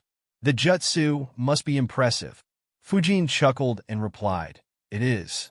I'll show it later." They reached Ryu's cave. Ryu opened his eyes as he saw Kaido and Fujin flying in.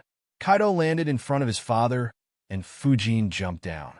Ryu observed Fujin, and a surprise appeared on his gigantic face. He said in his jagged voice, "Impressive. Your body has gotten a lot stronger since the last time we met. I didn't expect you to make such quick progress." Fujin nodded and said, "Yeah, it was one of the aspects I focused on. There was no need to guess what caused the explosive growth." Though Fujin's main focus in the last 4 months was on mastering the Flying Thunder God Jutsu, he also kept his training on the 8 inner gates. Though he struggled to open the Gate of Life, once he did, it didn't take him a long time to open the Gate of Pain. He was currently working towards opening the Gate of Limit, though he would require a lot more time to actually be able to open it. Ryu asked, "Good. Why did you come to visit me?" Fujin didn't beat around the bush and directly said, "I want to learn Senjutsu. My chakra has already increased beyond what you had mentioned the requirement for learning it was. My physical body is perhaps even stronger in that regard. So, can you teach it to me now?" Fujin had thought a lot about the matter before asking. Learning how to harness nature energy was risky. In terms of chakra, he was far lacking compared to what Naruto's chakra levels would be when he attempted it. However, he should be much better off than Jiraiya when Jiraiya began learning how to use nature energy. It was why Fujin was being insistent for the first time. The only variable that Fujin was aware of but couldn't calculate was the winged saber-tooths would have a different method of teaching as compared to toads involving different risks. So he couldn't be certain about the risk level. Ryu didn't move from his lying position and looked to be in deep thought. A couple of minutes later, he answered, "No, not yet." A frown formed on Fujin's face. He asked, "Why not?" Ryu answered, "What I had stated was just minimum requirements. You have done well in reaching those in less than 4 years. I have to admit that I didn't expect you to do it so quickly. However, as I said, they're just minimum requirements. Don't forget that no human has ever managed to learn our form of Senjutsu. So, don't be impatient. Keep improving your strength. Once I feel you are ready, I'll do everything I can to make sure that you learn it." Fujin fell silent. He could sense that Ryu's words were genuine. However, he didn't want to give up so easily. Senjutsu was an important power-up that he wanted. It would be the second skill that would allow him to differentiate himself from other rank S ninjas, along with the Flying Thunder God Jutsu. If the Flying Thunder God Jutsu gave Fujin invincible speed and movement ability, Sage Mode would be what would give Fujin the ability to go head-to-head against top-tier rank S ninjas and still come on top without having to rely on his speed and hope that his opponent makes a mistake. Fujin asked, "Didn't you say that you could help me improve my wind affinity and increase my chakra reserves if I fell short? Can we do that?" Ryu answered, "Improving your wind affinity isn't an issue, but the method of increasing your chakra reserves isn't entirely safe and has several drawbacks. Also, it is very costly. Considering your current chakra levels, you don't need to depend on it. Just continue doing what you are and let your chakra reserves increase naturally." Ryu thought, I didn't expect his chakra reserves to keep increasing at a fast speed despite him already using so much of his potential. It is more than 5 times what it was back when he met me the first time. I had estimated that he would only be able to increase it by 4 times, and that he'd need another decade to reach that stage. If I knew he'd progress this fast, I wouldn't have mentioned the existence of such a method. Anyway, it's good that he has managed to surpass my estimates. Otherwise, I would have had to use that secret technique to transfer some of my own chakra to him. That would have weakened me and would have severely limited his future potential. Of course, my chakra would have made it easier for him to learn Senjutsu. As long as he did, any loss in potential would be meaningless for him. And as long as grandfather's prophecy came true, my losses would also be worth it. That was why I was willing to do it. However, the current situation is much better. While Ryu was in thought, Fujin was analyzing. This could be troublesome. Considering his words, I think he might only teach me Senjutsu once my chakra reserves stop increasing or the rate of increase becomes very slow. However, when will that be? 10 years from now? 15 years? I can't wait that long. Though I have ways to delay the Fourth Great Ninja War, I might not be able to delay it by such a long time. Fujin asked, "Can you give me an estimate of when you can teach me Senjutsu?" Ryu frowned. He asked, "Why are you so impatient? Something like Senjutsu can't be rushed. If your mind isn't at peace, then you won't be able to learn it no matter how strong you are." Fujin fell quiet.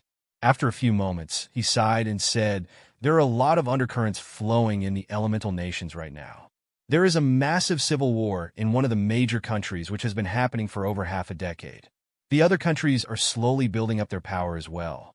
And recently a group has arisen that has extremely powerful ninjas and are capturing the tailed beasts." Ryu's eyes widened on learning that a single group was capturing the tailed beasts. Fujin continued, "It is unknown what they plan on doing with the tailed beasts. However, I have a gut feeling that soon a huge war will break. A war that will make the previous 3 great ninja wars look insignificant in comparison. I want to learn Senjutsu before all hell breaks loose. Otherwise, it'd be too late to learn it." This time, Ryu fell silent. He had no interest in the elemental ninjas or the ninjas. As such, he wasn't very aware of what was happening. However, from Fujin's tone, he could understand the severity of the matter. Though Fujin didn't provide any proof, the gut feeling of someone as strong as Fujin wasn't something anyone would take lightly. After all, it wasn't as if there was any proof to show that the prophecy he believed in was true either. Ryu asked, "What's a great ninja war?" Fujin was dumbfounded by the question. However, he quickly recalled, "All right, he hasn't had any summoner for a long while. Even I never summoned him due to how chakra intensive it is to summon him." Before Fujin could answer, Kaido replied, "It's a war where every ninja village on that continent fights against one another. They do it every once in a while. The last one was over a decade ago. Several strong ninjas die in each war." Unlike Ryu, Kaido loved flying across the world. As a result, he had seen various battles play out while he stayed above the clouds. Ryu thought for a bit and asked, "How long do you think it'll be before the start of the next great ninja war?" Chapter 490, My Own Twist. Fujin thought for a bit and answered, "I can't be sure. No major village will make a move until the civil war in Kirigakure is over. As for the organization that is capturing the tailed beasts, they are lying low as well and doing their job secretly. However, that might change once they capture more tailed beasts. Once that happens, the ninja villages will react, and I can't calculate what will happen. Considering the seriousness of the matter, I might not be allowed to take time off to train until the issue is resolved. And as I am right now, I have no confidence in taking on the tailed beasts. If my estimates are right, then nothing big should happen within the next couple of years unless someone goes crazy. However, a big war will break out soon. I guess it'll happen in 3-4 years." This time, Fujin's words weren't entirely true. He wasn't really afraid of the tailed beasts. The only thing that he was afraid of about the tailed beast was the tailed beast bomb. It was true that as of now, he didn't have any counter against it. However, once the range of the flying thunder god increases, he can dodge them with ease. In fact, once he became more efficient at the jutsu, he could even transfer an incoming tailed beast bomb into the void dimension. That said, he couldn't do that at that moment. As a result, his words were true in a sense, and Ryu didn't feel any lies in Fujin's words. Ryu thought for a bit and said, "All right, if nothing drastic happens, then I'll teach you how to harness nature energy in 2.5 years. If you think that the war will happen before that, then I'll teach it to you earlier. That said, remember that I'm asking you to wait only so that you have a better chance of learning how to harness nature energy. So, don't try making any reasons to learn it earlier if there is no need for it. Fujin nodded and said with a smile, "All right. I am fine with that. Don't worry, I won't insist on it unless a war is close and inevitable." Ryu nodded and said, "Good. Keep up your training. You'll have to work much harder if you want to try in just 2.5 years." Fujin said, "Of course. I'll be staying here for a while, though. I need space to practice a new jutsu." Ryu replied, "Sure. Kaido will be with you while you are here." Kaido said, "I had already agreed, father. Let's go, Fujin." Fujin nodded and flickered onto his back. Kaido and Fujin quickly left, leaving Ryu alone, who was in deep thought. He wondered, a great war? I wonder if the prophecy has anything to do with it. He thought for a bit before concluding, probably not. Humans have a strange fascination with war. Even back then, they would always be at war with some clan or other. And now, they have even involved the tailed beasts in their wars. Sigh. Ryu had no interest in humans or their wars. As long as one of their summoners managed to learn Senjutsu, he couldn't care if every other human died. Kaido flew over to a nearby peak that didn't have anyone living in it apart from some ordinary wildlife. Kaido asked, "Will this peak do?" Fujin answered, "Yes, but there is no need to be on the peak. Fly down below, where we may get more space to train."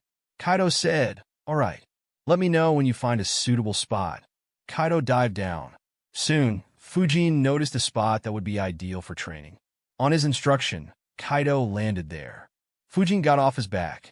Kaido asked, "Do you need my help in the training?" Fujin said, "Not really." Fujin took out a soldier pill and consumed it before adding, "I'll be training for 5 days straight. However, I'll need to rest for a couple of days after that. I'll need you to watch me over that period in case any incident happens. That said, there's no compulsion. I can just return to the village and ask you to reverse summon me if you have something else to do." Kaido thought for a bit and said, "I'll keep watch." He yawned and added, "I spent a lot of time flying around the world in the past few months. I was planning to take a break. Might as well watch you train and keep myself entertained." Fujin smiled and said, "Suit yourself." Fujin stretched his muscles and wondered, "Now, how should I go about learning the Rasenshuriken?" He thought for a bit before deciding the amount of wind chakra needed for wind release. Rasengan is lesser as compared to the Rasenshuriken. Trying to create it without shadow clones will be difficult. I'll have 2 clones training together to learn this jutsu. Once they can perform it consistently, I'll have shadow clones try and create it without any help. That said, one thing I realized in the 5 days I trained this jutsu is that I don't need to stick to just the Rasenshuriken that I remember. While the jutsu is perversely strong, there should be other methods to apply wind chakra to Rasengan. I can apply my own twist to the jutsu, creating unique effects that might be quite useful in combat. 6 shadow clones appeared next to Fujin. 4 of them had 10% of his chakra, while the remaining 2 had 20% of his chakra. The 2 clones with 20% chakra went away alone, while the ones with 10% chakra moved away in pairs. As for Fujin, he began doing what he did whenever he stayed in a new place. Kaido didn't have any interest in seeing Fujin apply seals. Instead, he was attracted by the intense chakra he was feeling from the shadow clones. He flew to a spot that would allow him to watch all the shadow clones. His eyes first landed on the shadow clones in pairs. He saw one clone making the Rasengan and the other infusing wind chakra into it. His eyes widened as he saw how intense the jutsu was. He muttered to himself, "Such a concentrated and intense jutsu.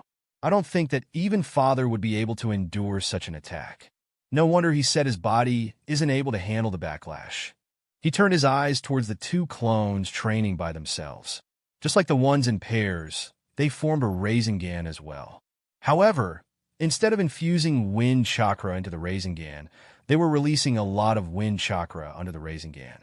One of the clones was satisfied with his creation and aimed his right hand in front of him. The Rasengan on his palm was separated by a layer of wind chakra. Suddenly, the winds blasted, sending the Rasengan flying for around 5 meters before it exploded. The clone smiled, and analyzed. Good. This idea works. I thought of this idea while trying to create the Rasenshuriken. It uses the principles of Assassin's Rush and Wind Laser Jutsus instead of infusing Wind Chakra directly into the Rasengan. With the help of this Wind Blast, I should be able to send the Rasengan flying away at a fast speed. I'll call this attack Rasengan Cannon. Unlike my vacuum jutsus, from which enemies are mostly safe if they barely dodge it, with Rasengan they'll need to also dodge the area of the explosion. I should try to use this method with vacuum trap ball and later Rasenshuriken as well. It will be a great variation to have. In fact, with the Rasenshuriken, I could apply in a lot of different ways if I can control the wind chakra within the jutsu. The clone immediately got back to training. While the idea was good, he could only send the Rasengan flying for 5 meters as of then. The speed wasn't very impressive either. Fujin would need to train a lot to make his ideas a reality. While Fujin's clones were training, Fujin was done with applying the seals. He took out the blade of the Thunder Spirit and muttered, "Now, let me see what all you can do." Chapter 491. The Broken Sword. Fujin inserted his chakra into the Vajra-shaped hilt. Immediately, a sword made of pure electricity appeared in front of him. Fujin observed it for some time while thinking, the most basic use of the sword is to shock enemies. While it won't shock the wielder, that can still be arranged if the wielder wants to do so. Fujin poked the blade with one finger. As expected, an electric current passed through his body. Fujin analyzed. Though it can shock, this feature is more or less useless against any elite jounin. For a rank S ninja like me, this is only a child's play. Fujin stopped touching the sword and swung the blade at the rock next to him. The sword entered into the rock and traveled through it as Fujin's arm moved before exiting the rock. Fujin's eyes glowed as he observed the damage to the rock. He noticed, "I see."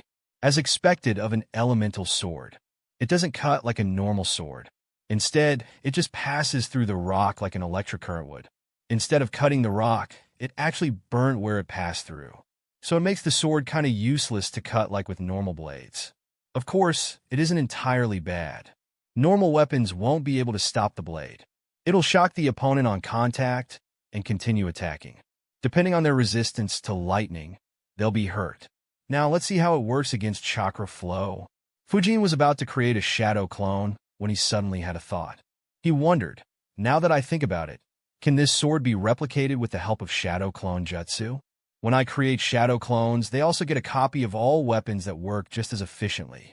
However, this blade is extremely unique. So, will it still be replicated? Fujin couldn't be sure.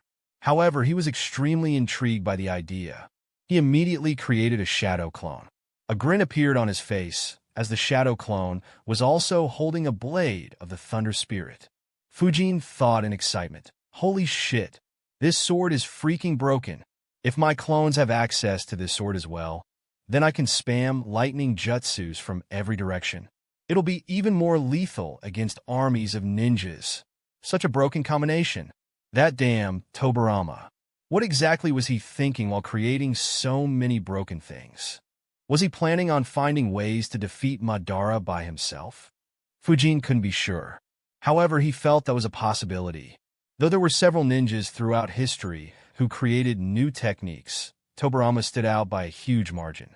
Shadow Clone, Flying Thunder God, and Edo Tensei were all jutsus that defied logic. To invent so many techniques, one needed to have a very high motivation. And what could be a greater motivation than having the ghost of the Uchiha as your enemy? While the Blade of the Thunder Spirit was a good weapon, it wasn't something that could disturb the balance of power. However, in combination with the Shadow Clone Jutsu, the blade became a menace.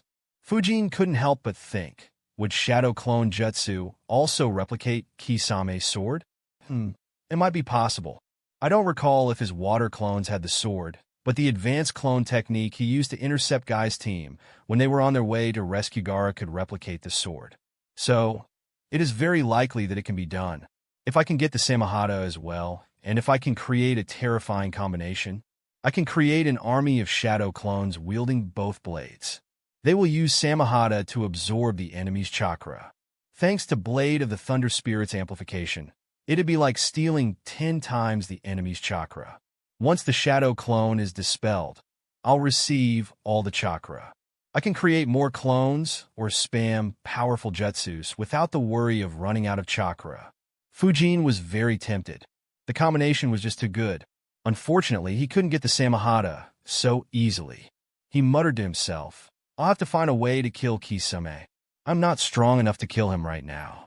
However, it's just a matter of time before I get even stronger. Though he is always with Itachi, I can separate them easily once my range of Flying Thunder God increases. That said, there are many risks. I'll need to calculate the effect of Kisame's disappearance on Akatsuki's activities. Also, it'll leak the information about me knowing the Flying Thunder God jutsu. Though that might not be a huge loss if my strength increases a lot in the near future, it'll still be best to keep it a secret. I'll need to be careful. I'll need to find the right opportunity to make my move. And I should do it only when I'm sure I can kill Kisame quickly. If he has any methods to call Zetsu or Obito to help him, then killing him will become very difficult. Fujin decided to stop thinking about it. He'll plan his scheme once he is strong enough to pull one off flawlessly. He focused back on his clone and said, Let's begin testing the sword. Fujin's clone nodded. He stored the blade of the Thunder Spirit. Instead, he grabbed his usual sword and said, Here I come. Chakra began flowing through his sword. He attacked Fujin with the sword while Fujin attacked back. As the two swords clashed, Fujin's eyes widened as he saw the blade of the Thunder Spirit cut through the chakra flow. It hit the clone's sword, sending an electric current through it, zapping the clone. Of course, it wasn't enough to actually stop the clone. Fujin's sword moved through the sword towards the clone.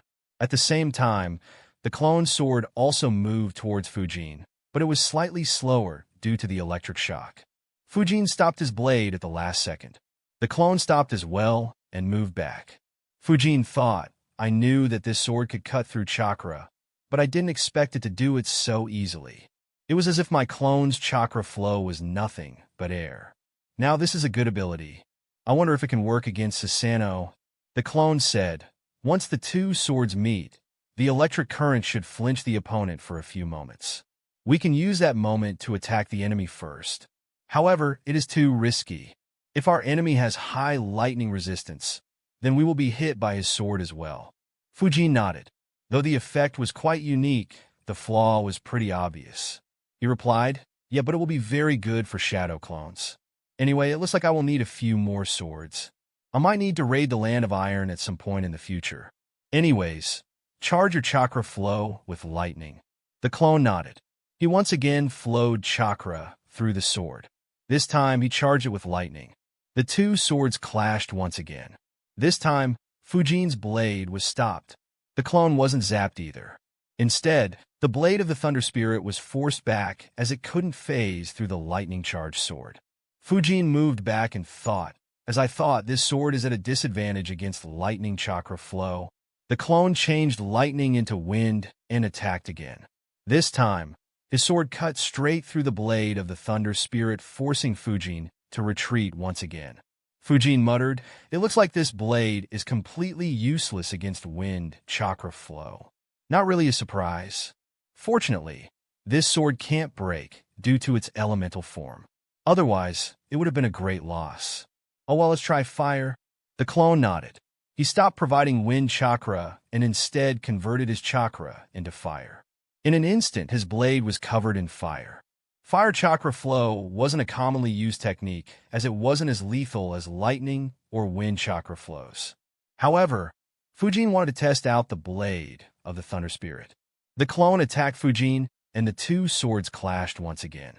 This time, the clash was similar to how it was against normal chakra flow. Fujin's blade cut through the chakra flow, zapped the clone, and moved towards him. He stopped at the last moment and dispelled his clone.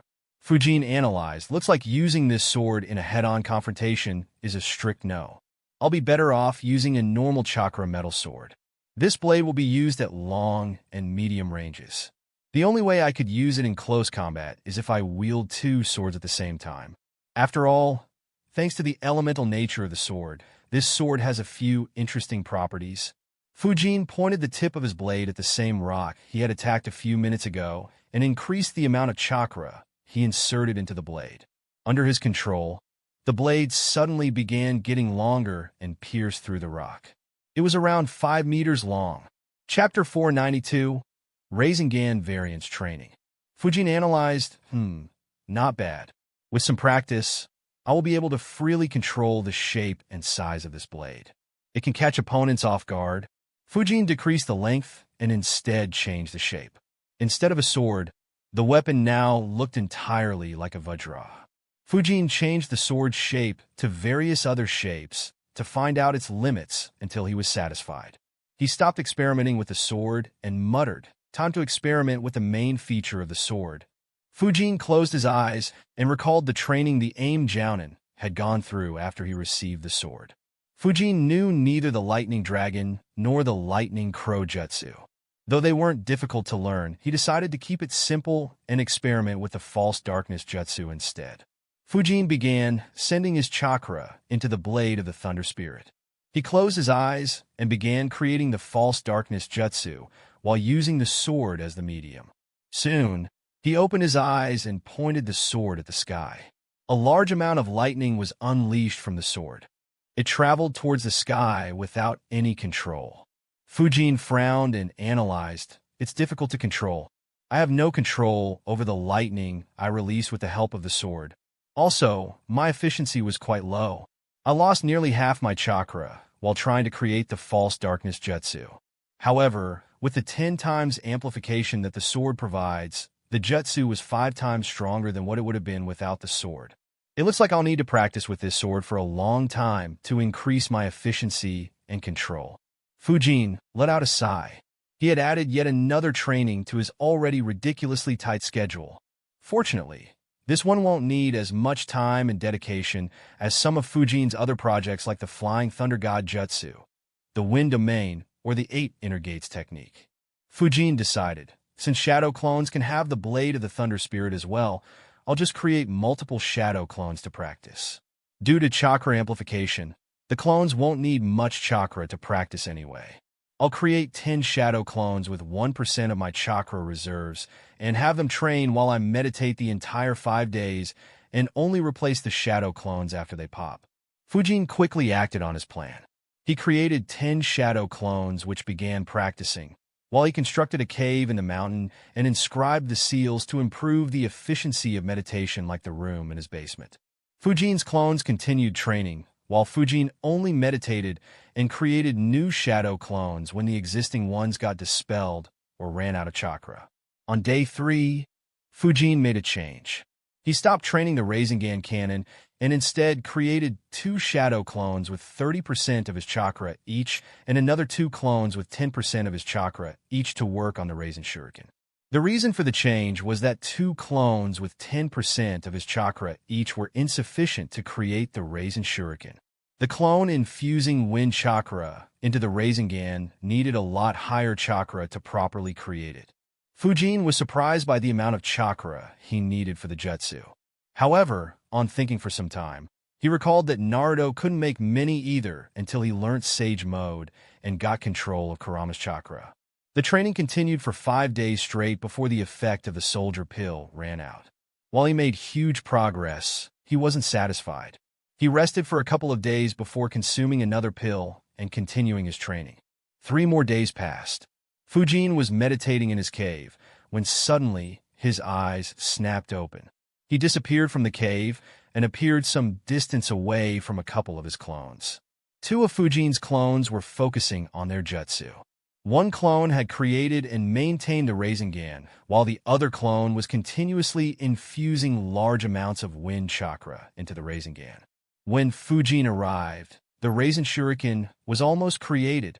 It was the best one Fujin's clones had created so far. Fujin and Kaido watched intently as the 2 clones needed another minute to complete the jutsu. A smile formed on their faces as they managed to create a proper Rasenshuriken for the first time. The clone holding the Rasenshuriken looked at it and thought, 5 days to learn wind release Rasengan and 8 days to learn the Rasenshuriken with just 2 pairs of shadow clones training. Excellent. Time to test it. He turned around and slammed the jutsu into the mountain they were training on. The Rasenshuriken sank a few meters into the mountain. At the same time, the Shadow Clone's right arm felt the backlash of the jutsu and got dispelled. The Rasenshuriken exploded a moment later. A large crater was formed on the side of the wall as it disintegrated into sand and soil. A tremor was felt throughout the mountain, scaring away any birds and animals living on or around the mountain. It took several minutes for the dust and soil to settle or fly away. If one were to look at the mountain, it would feel like a large monster had taken a bite of the side of the mountain. Kaido, who had flown next to Fujin, said in amazement, "That was cool. What's this jutsu?" While Kaido had seen the incomplete version several times, a complete Rasenshuriken was in an entirely different league. He could sense that none of the winged saber-tooths could resist the dangerous jutsu Fujin had just created. Fujin smiled and said, "It is called Rasenshuriken.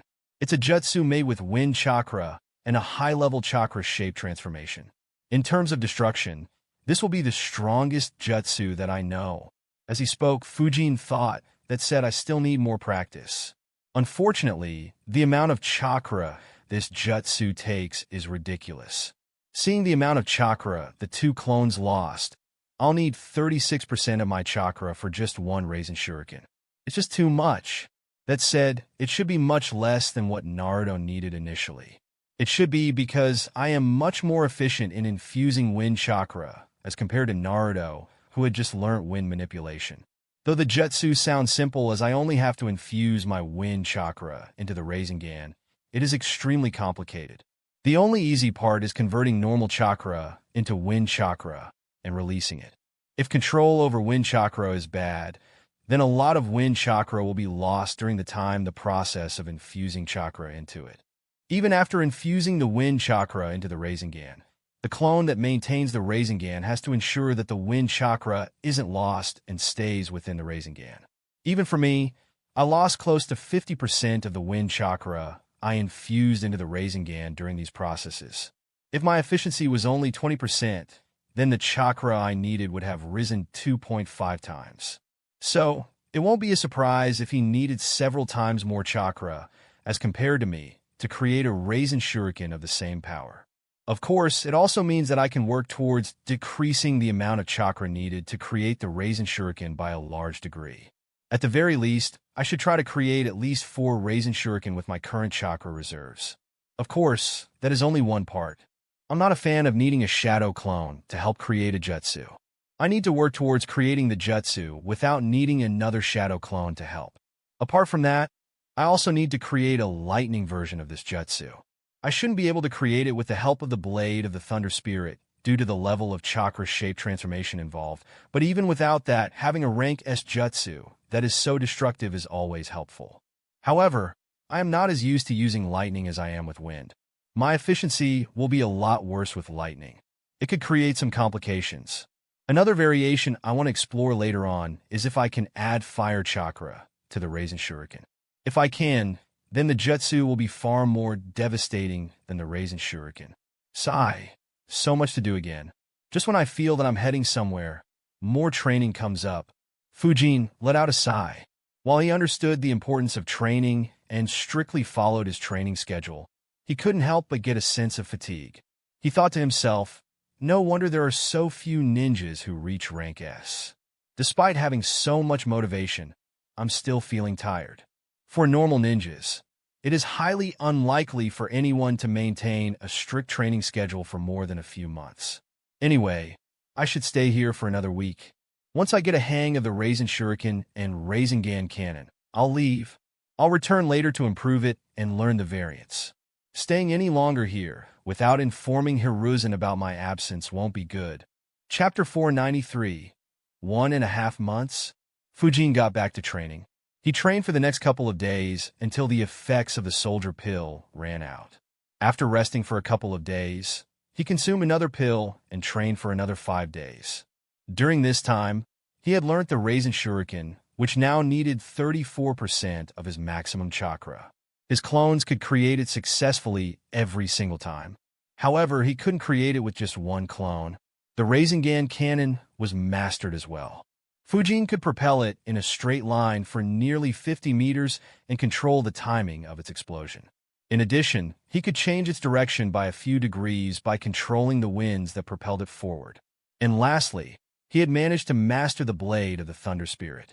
Unlike the other two jutsus, Fujin could assign a lot of shadow clones to train the blade. As a result, his control over the blade had already exceeded that of the Aim Jounin who gifted him the sword. Satisfied with how far he had progressed, Fujin decided to go to Konoha. In all, he had spent 20 days training on that mountain.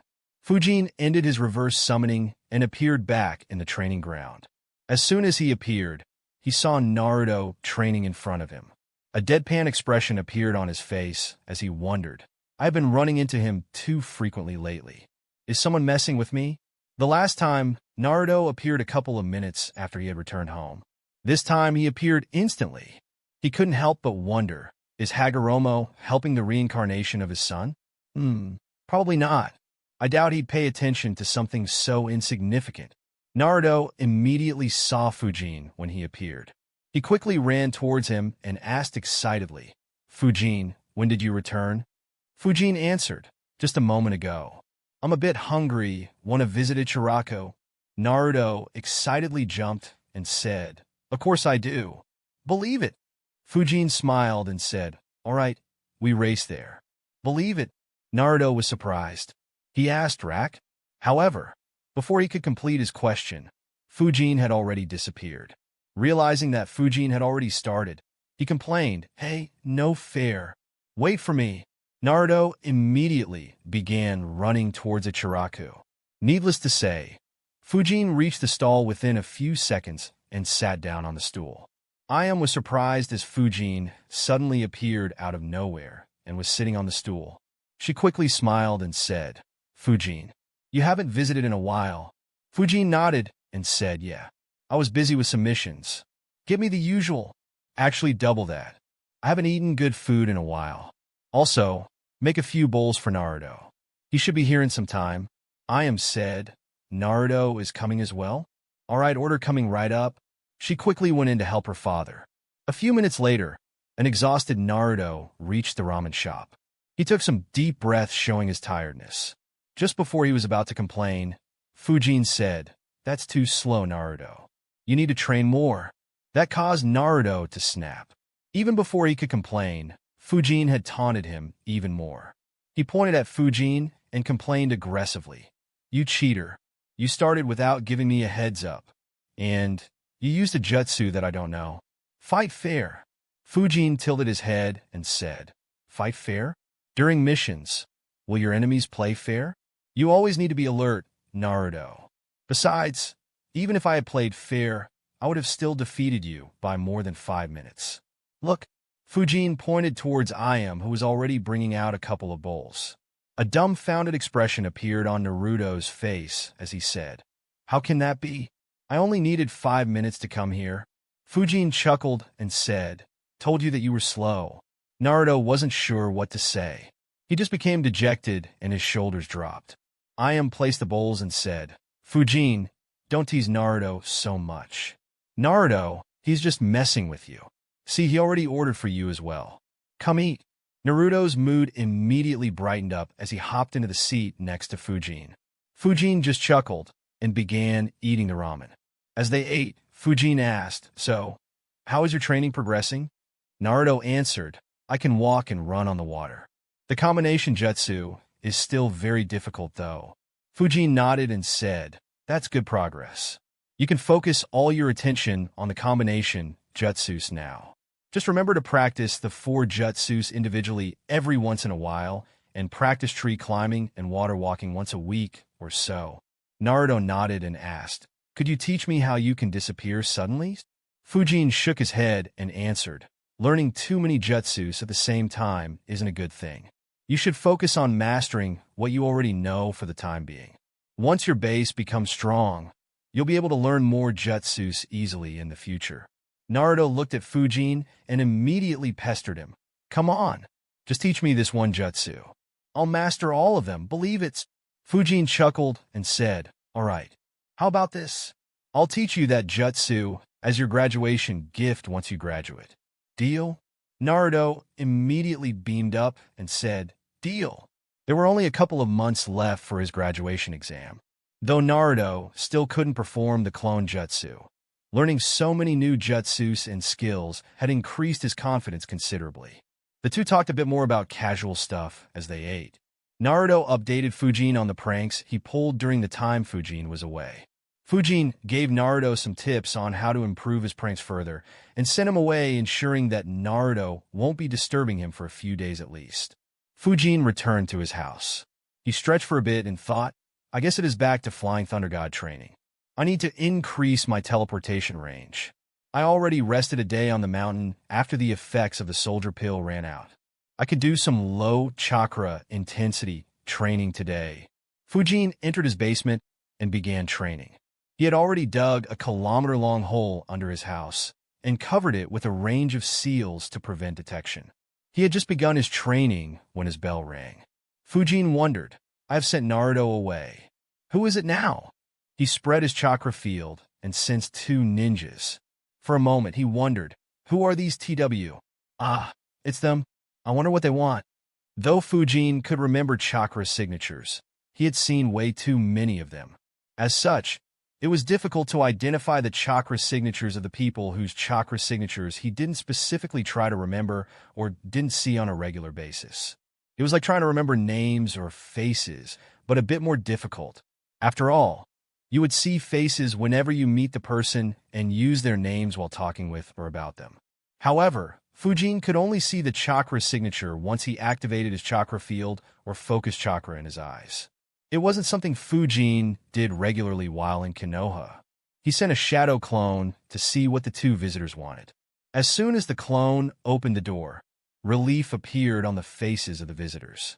Yasushi sighed in relief and said, Finally, we found you. Harum sighed as well and added, We were getting worried after not seeing you for so long. The two of them were the assistants Hiruzen had assigned to help out Fujin with his council duties. Fujin's clone raised an eyebrow as he noticed that both of them looked to be under immense pressure. He asked, Leave me? What's bothering the two of you? Did something happen? While Fujin rarely interacted with them, the two were still his subordinates. As such, Fujin would help them out unless the matter was too troublesome. However, to his surprise, instead of answering, the two of them looked at him with an expression full of complaints. The clone wondered, Why are they looking at me like I owe them 1,000,000 Ryo? The two Chunins were speechless, seeing the confused expression on the clone's face. After a minute of silence, Yasushi said, You haven't visited the office for more than 1.5 months. Chapter 494, Disrespect. Fujin's clone suddenly realized why the two of them were complaining. He thought, I see. Since I was busy with training, I started visiting just once every fortnight. It had been almost 2 weeks when I left to establish the Phantom Haven Society. I spent more than 2 weeks there, then immediately went to Mount Matiki and spent nearly 3 weeks there. Now that I think about it, I have been so busy that I completely forgot about this job. Sigh, that Hiruzen gives me so much work. Fortunately, Hiruzen couldn't hear Fujin's thoughts, otherwise he would have summoned Enma and chased Fujin down, or at least thought of doing that. Of all the council members other than the elders, Fujin represented the highest number of ninjas. Yet, he was the one who worked the least. Without any shame on his face, the clone asked, I was busy with training and missions. Anyway, what's the issue? Since when did we start getting so much work for you to be so stressed? Yasushi answered, Well, the day after you left for the mission, Katsuhiro-sama wanted to meet with you. He has something very important that he wants to discuss with you. However, you weren't there. He was patient until you returned from the mission, but since then, he has been pressuring us on a daily basis. We tried finding you, but your door had a sign saying that you were away. The clone wondered, Katsuhiro? That old elite jounin? What does he want with me? That said, seeing how much these two are troubled, it looks like he has been doing more than just pressuring them. Sigh, it looks like I need to establish some prestige. Even though Fujin was extremely strong and feared in most of the other villages, in Konoha, he didn't have the same prestige. Whatever reputation he had was due to his bounty, rumors about him being the spectral swordsman, and his seat on the council. Only a very small group of people knew how terrifying Fujin's strength was, and even they had never seen Fujin in action. As such, his reputation was far lower than Kakashi or the clan leaders. Fujin didn't particularly care about this, as he never faced any obstruction in Konoha. Hiruzen more or less agreed to his requests unless they were outrageous, and Guy had selflessly taught him the 8 inner gates. He wasn't interested in any more influence. However, that was under the assumption that no one tried playing politics with him. Fujin's clone said, "What was so urgent for him to keep visiting daily? Anyway, all right. Send a messenger to inform him that I have called him to my office." Haruma asked, should we go to call him? The clone replied, "No. Just send a normal messenger. You two don't need to act like messengers unless you are contacting me, Lord Hokage, or the Jounin commander. I'll meet you at the office." In front of them, the clone closed the door and disappeared. As for Fujin's main body, he continued training in the basement. Yasushi and Haruma exchanged glances. Relief could be seen on both their faces. The last 3 weeks had been rather tough on them. Haruma said, though it didn't sound like it, "It seems like he was upset." Yasushi nodded and said yes. "I was worried that he wouldn't care about us. Katsuhiro has been an elite jounin for a long time and is very respected. In fact, he has been one since before Fujin joined the academy. I was worried that Fujin might not know much about politics. Thankfully, that doesn't seem to be the case. He might take this opportunity to establish his prestige." A smile could be seen on Yasushi's face. He had seen several such political battles when he worked under Inoichi. However, Haruma was worried as he was new. He asked, "Katsuhiro is very reputed. In fact, he is the most reputed among the civilian ninjas. Almost all civilian ninjas look up to him. Will it create an issue if Fujin confronts him?" Yasushi answered, "No.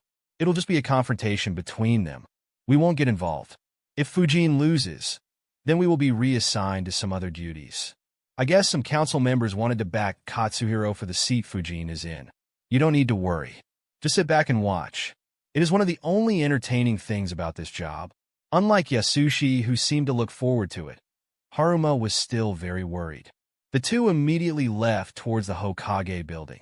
After sending a messenger to call Katsuhiro, the two returned to Fujin's office and saw his clone skimming through the documents in the office. On noticing them, the clone said, "Good you two returned.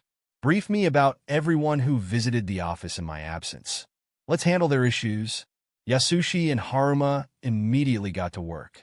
One by one, they began resolving all the cases that were raised during the past month. Fujin generally didn't receive many requests. While quite a few were curious initially, most lost interest after seeing how slow he was at responding, how little time he allocated for meeting up, and how quickly he dismissed them. As a result, ninjas would only visit him if it was a critical matter. Half an hour later, Katsuhiro showed up at Fujin's office and knocked on the door. The clone lazily said, "Come in."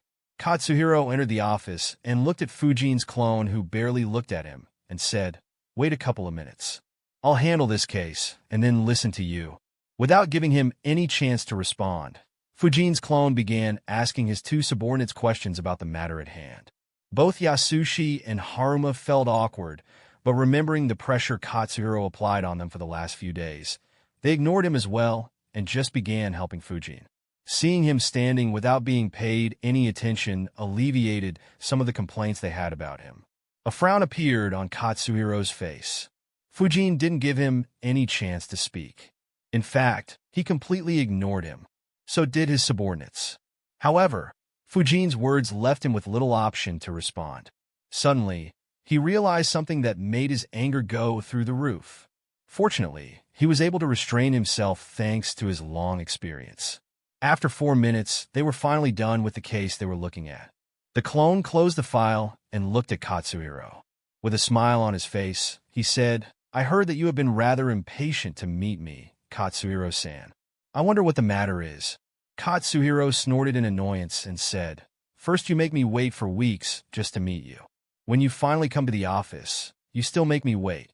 And, instead of coming here yourself, you sent a shadow clone?" As he spoke, the anger in his voice continuously rose. Not only did Fujin not come, but the shadow clone he sent also had very little chakra. It was a massive disrespect to someone experienced and respected like Katsuhiro. Meanwhile, Yasushi and Haruma were stunned. They glanced at each other in disbelief. Yasushi looked at Fujin once again and thought, he is a shadow clone? He sent a clone to meet up with Katsuhiro? I have never even seen Lord Hokage being this disrespectful. At the same time, Haruma wondered, did he ever come to the office in person? Or did he always send a clone? Fujin's clone ignored his anger and asked with a puzzled expression on his face, are you on a secret or a rank S mission? Katsuhiro thought, what the hell? What does that have to do with anything?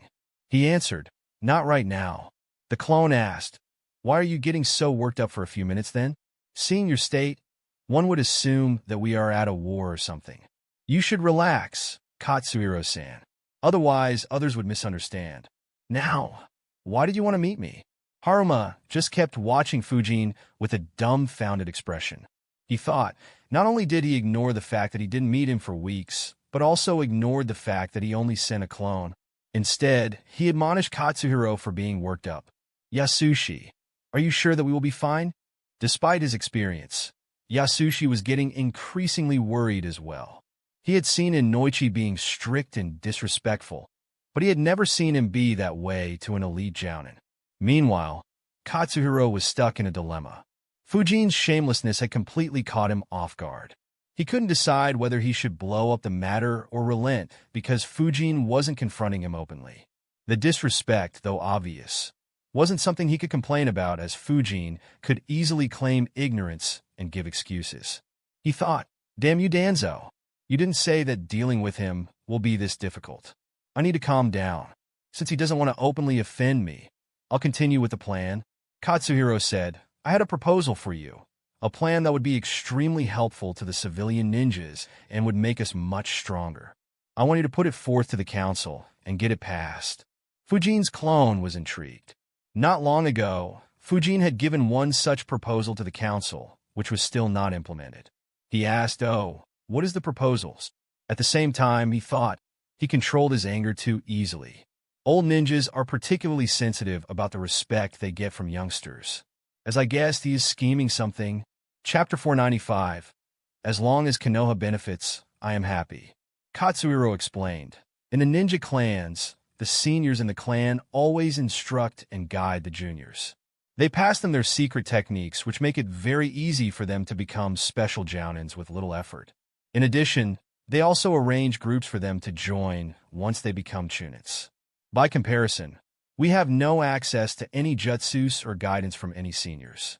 I want to level the playing field.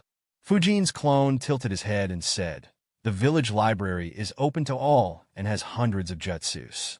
Anyone can pay a visit and take the jutsus that are suitable for them. Similarly, everyone can ask their sensei for guidance. What exactly are you complaining about? Katsuhiro shook his head and said, it's not the same. The normal jutsus in the library aren't as useful as the secret techniques. Fujin's clone said dismissively, I disagree. Instead of complaining about not having secret techniques, we need to train with more dedication and train our jutsus to the next level. There is no excuse for not having stronger or suitable jutsus other than a lack of effort. Fujin himself had depended heavily on the library. Though he received some help from Hiruzen and Renjiro, who taught him samurai saber techniques, wind vacuum technique, provided the scroll for the flying thunder god, and allowed him to learn shadow clone jutsu quite earlier than he would have normally, there was no denying the help the library provided. Even without Renjiro and Hiruzen's help, Fujin wouldn't have any issue becoming a rank S ninja. The only difference would be that he would have needed more time and progressing further would have been difficult. That said, which rank S ninja wouldn't receive special attention from Hiruzen? Fujin saw little reason why someone wouldn't become a jounin other than unwillingness to put in the required effort. Katsuhiro understood that he wouldn't be able to beat Fujin in this debate. After all, he had depended on the library as well. He said, even if jutsus are available, it isn't the same. Without proper guidance, it is difficult to learn the jutsus. Even though everyone gets a sensei assigned, most civilian jounins get assigned just a chunin sensei. They aren't very qualified to help them after they become chunits. That is why I want you to propose the construction of a guidance hall for civilian ninjas. Fujin's clone was intrigued again. He asked, "What will the guidance hall be?" Katsuhiro explained, "It'll act as a hall where civilian ninjas can put up requests. For instance, say someone wants help in learning the water dragon jutsu. He could put up the request in the guidance hall. Everyone else will be allowed to view the existing requests. If a veteran civilian ninja who has mastered that jutsu has time, then he can guide that ninja. Of course, teaching one at a time will not be very feasible. That is why the guidance hall will analyze all the requests and group them together. That way, the veteran ninjas can see which jutsu has the highest number of requests and guide several ninjas at the same time. This will allow us civilian ninjas to be more courageous while deciding the jutsus we learn and avoid any mistakes we might make while learning them." Fujin's clone was surprised. The proposal was indeed very good. There was no question that the civilian ninjas would benefit a lot. Fujin's earlier suggestions in the council were extremely beneficial for the future civilian ninjas. On the other hand, Katsuhiro's proposal would benefit the existing civilian ninjas who still had the hunger to become stronger. He thought, "I see. Such a plan? Not bad. Not bad at all. What a good scheme this is. He wants my seat on the council." That said, who gave him the confidence to think that he would be able to take my seat? Fujin hadn't gotten the seat on the council due to his political acumen. He received due to Hiruzen acknowledging and making use of Fujin's overwhelming strength. Apart from Hiruzen, there was no one on the council that could defeat him in a fight. As such, he wasn't very worried. He nodded and said, "It will be very beneficial." "This is a great idea, Katsuhiro-san." Katsuhiro added, "Another method to make civilian ninjas stronger would be getting elemental crystals allotted to us. The clan ninjas are stronger than us because they have had the support of elemental crystals since they were young. On the other hand, we can only access it if we are in the Umbu. I want you to demand elemental crystals for civilian ninjas as well." Fujin's clone shook his head and said, "Already asked." Lord Hokage refused. "The village is already facing a shortfall," Katsuhiro argued, "but the clans still get a large amount of elemental crystals every year. We deserve to get the SA. However, the clone cut him off and said, "As I said, Lord Hokage has refused. If you want to take it up with him, feel free to do so." Katsuhiro didn't expect to be refused so directly. He analyzed, "Looks like Danzo was right. Fujin would only follow what Lord Hokage says." "What a shame," he replied. "All right, I will take this matter up with Lord Hokage. Can you get the proposal passed in the next council meeting?" Fujin's clone smiled and said, "Actually, since you were the one to come up with this brilliant idea, why don't you make the proposal as well? I'll present it during the next council meeting and mention that you are the one who came up with this proposal." Katsuhiro was shocked. He thought, "What the hell?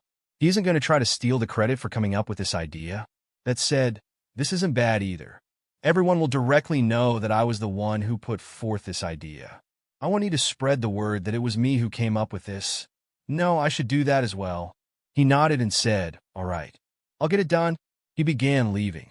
However, before he could leave, Fujin's clone said, "Once you are done, hand it to these two. Next time, you don't need to get worked up. I'll call you as soon as I am free." Katsuhiro understood what Fujin implied. Yasushi and Haruma were also relieved to hear that. Katsuhiro nodded and agreed before he left. He wanted Fujin's seat and didn't have any beef with his two subordinates. As he left, Fujin's clone's eyes began glowing as he observed Katsuhiro's chakra flow. A smile appeared on his face as he thought, "I should have guessed. His chakra isn't flowing naturally. There is a slight difference from when I had last seen him. Danzo, so he's the one pushing him from the background." That said, Katsuhiro should have had such intentions normally. Otherwise, Danzo wouldn't have been able to push him against me so easily while being completely unaware of any external influence.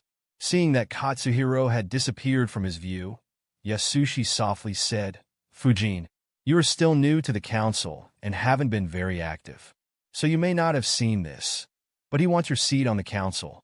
Since Fujin had stood up for him, Yasushi felt compelled to inform him about the political plays others played. To his surprise, Fujin's clone nodded and said, "I know." Yasushi asked, "Then why are you letting him put forth the proposal and giving him the credit? If you had made the proposal, then you could have taken the credit." Fujin's clone smiled and asked, "What will I do with this little credit? I'm not interested in political games. As long as Konoha benefits, I am happy." Yasushi and Haruma were surprised by the words. Though Yasushi didn't say anything, he was disappointed. He thought, he is still too young. If he maintains this attitude, he might not be able to keep his seat. What a pity. Someone like him will be able to help the village a lot. Unfortunately, people like him don't last in the political arena. Chapter 496, Fujin's Counterattack. Yasushi's thoughts were extremely accurate. Or rather, they would have been, had Fujin's words and thoughts been the same. Fujin thought, what's the use of trying to take credit? He obviously came prepared. If I had tried to steal the credit, I would have fallen into a trap. Even Hiruzen would have been unlikely to support my seat in the council if that happened. Since I can't take the credit, why should I put in the hard work? Let him do it all by himself or with Danzo's aid. Besides, even though I never did any politics in my previous life, I do know how bureaucracy works. In the council, only I can put forth this proposal due to its nature. The civilian members can't do it as they represent the non-ninja population. The elders obviously won't do it as they will offend the clan leaders. As for the clan leaders, there is no reason to even think. So, let him put forth a proposal. I'll delay my response as much as I can, and then point out the flaws in his proposal and ask him to redo it. As long as he fails to complete the proposal before the council meeting happens, he'll have to wait for 6 months until the proposal can be put forth again. That's enough time for me to figure out why Danzo is attempting this, and who are the others that are helping him. Fujin's clone looked at Yasushi and said, "Let's handle the remaining cases. We will complete all the pending ones today." Since he was there, he might as well complete everything. Yasushi and Haruma immediately got to work. While he continued working, Fujin's clone was thinking about the new issue that popped out of nowhere. He analyzed, my position in the council should have been stable. If there is any instability, then it should be due to my last proposal. I didn't think much back then as I had thought of them on the spot. But when I analyzed it more later, I realized that it compromises the authority of the ninja clans. In fact, it also affects Hiruzen's Sarutobi clan. So if he decides against it, there is little I can do about it. However, this shouldn't be a reason for my seat to be vulnerable. After all, if Hiruzen is against it, then those changes will never be implemented. As such, no one has any reason to oppose me as long as I don't try to force those changes. On the other hand, if Hiruzen is on board, he'll convince the rest of the clans. In fact, even Hamura and Koharu should support those changes. The only way an issue can occur is if Danzo manages to turn 1 or 2 clan leaders against me and also gains the support of the 5 civilian members and the 2 other elders. Since he is pulling off this move, it means that he has made at least some gains. Otherwise, there is no point to it. But why would any clan leader support him? It's not like the issue is big. They will just need to put in more effort. As long as they can train their ninjas to be jounins instead of stopping at special jounins, they will still be the ones in charge of the village. Not to mention, their survivability will increase. Though it was a plausible reason, Fujin didn't think it was big enough for anyone to actually oppose him. After all, Fujin's strength would remain irrespective of whether he was a part of the council or not. The clone concluded, I guess he was hoping that I would mess up against this scheme. If I had presented this proposal as my own, then the clan leaders could have seen me as someone who wanted to make the civilians strong very aggressively. My proposed changes to the academy will make an impact in around 1015 years. However, Katsuhiro's proposal will make an impact within 2 years. One is a future threat while the other is an immediate threat. It would have allowed Danzo to influence a few clan leaders. And once he made it public that I tried to steal credit, he could have easily made Hamura and Koharu vote against me and pressured Hiruzen against taking sides. A good scheme indeed. Looks like that bastard is still not content. Killing him right now isn't beneficial for me. But it's time to clip his wings. Those AIM ninjas weren't good enough for practice. I was planning on visiting Kiri later, but the root ninjas should provide decent practice as well. Also, I need to increase the attention I pay to the events inside the village. Specifically, those 5 civilian council members. They hold a significant vote share in the council. I haven't agreed to any of their meeting invites despite being on the council for so long. So, it isn't a surprise if they want to play political games. But I don't have time to waste on them. If they become a headache, I'll have to eliminate one of them. That should ensure that the remaining 4 stay within their limits. It'll also give Hiruzen an opportunity to induct someone more loyal to him. That said, why exactly did Hiruzen allow Danzo's influence on them to be so strong? It's such an unnecessary headache. He couldn't guess what Hiruzen was thinking. However, Fujin's clone was satisfied with the plans he created and stopped thinking about it. There was no need to overly complicate the situation. He continued working until late in the night, until all the work was completed before dispelling himself and sending the memories back to Fujin. In the basement, Fujin opened his eyes as he received all the memories. A smile appeared on his face as he thought, "It looks like Danzo grew impatient with me staying in my house and in the training ground for months. Sigh, he is a lot tougher to deal with. Despite messing with me so many times, he hasn't given me a single opening to act upon. As expected as someone who operates an organization like Root, he doesn't leave any tracks behind. If not for my knowledge, I wouldn't have been able to link these incidents to him. Though, it isn't entirely bad. Killing him this early would have made me miss out on a future opportunity. Besides, since he has so much free time on his hands, I'll give him something to be worried about instead of wasting his time on me." In an instant, 4 shadow clones appeared next to Fujin. Each had 20% of the chakra Fujin currently had left. Immediately, all 4 changed their appearances and physiques to be completely different from each other. On top of it, they wore masks and cloaks to disguise themselves further. Looking at each other, one clone said, "I'll go east. I'll go west. I'll take the northern base." The last clone didn't say anything. All 4 hid their chakra and disappeared from Fujin's house. Inside Konoha, Root had one main base where Danzo generally stayed. However, that was one of the many bases Root controlled. When Fujin secretly inspected the village, he found as many as 37 other hidden underground bases. Of course, most of the bases were closed after Hiruzen cut off Danzo's manpower following the Uchiha massacre.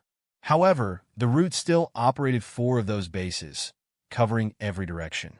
Each of those 4 bases had 2 to 6 Root ninjas managing it at any point depending on the available manpower. Only if Root had to deploy all its forces outside the village would those bases be shut down. Fujin's target was those 4 bases. Fujin's clones moved secretly through Konoha, leaving no signs of their tracks. Not a single ninja was able to detect them. The clone heading south reached his target first. He stopped just outside the base as surprise appeared on his face. He analyzed, there are 9 ninjas inside this base? That's strange. Is Danzo up to something? I need to check who it is.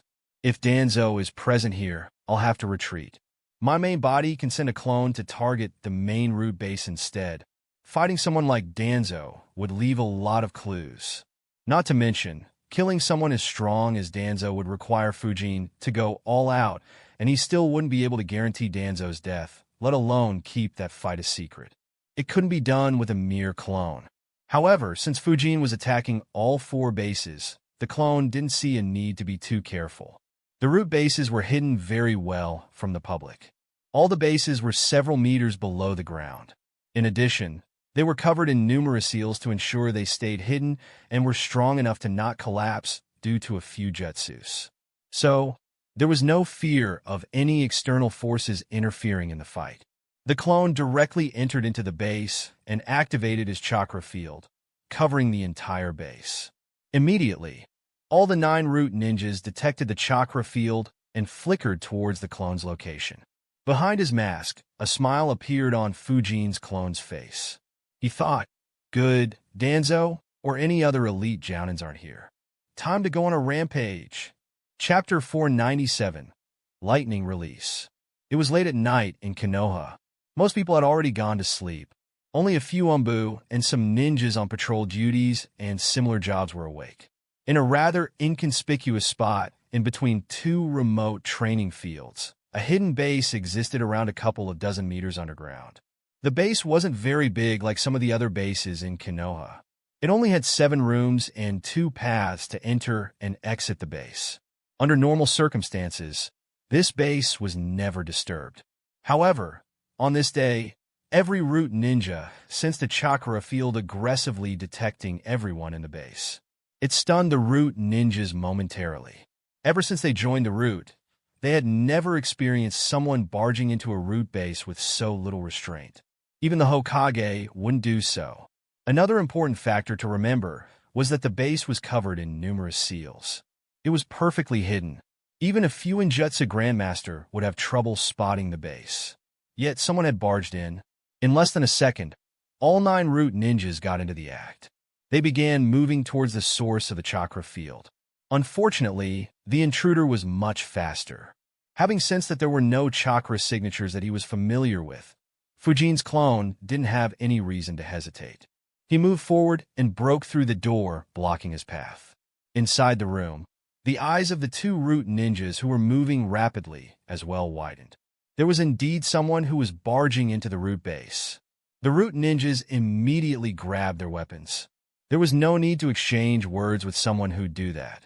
They only needed to kill or capture him. Both threw several shurikens and kunai at Fujin's clone. Seeing the incoming attack, Fujin's clone flickered and appeared to their right. At the same time, 3 Senbon appeared in Fujin's right hand and lightning began flowing through them. In a flash, Fujin threw the 3 Senbon at the root ninja next to him. The root ninja immediately grabbed his kunai to block the Senbon. However, even before he could move his arm, the Senbon moved at lightning speed and pierced through his eyes and forehead. Due to Fujin's position, the 2 root ninjas were in a straight line.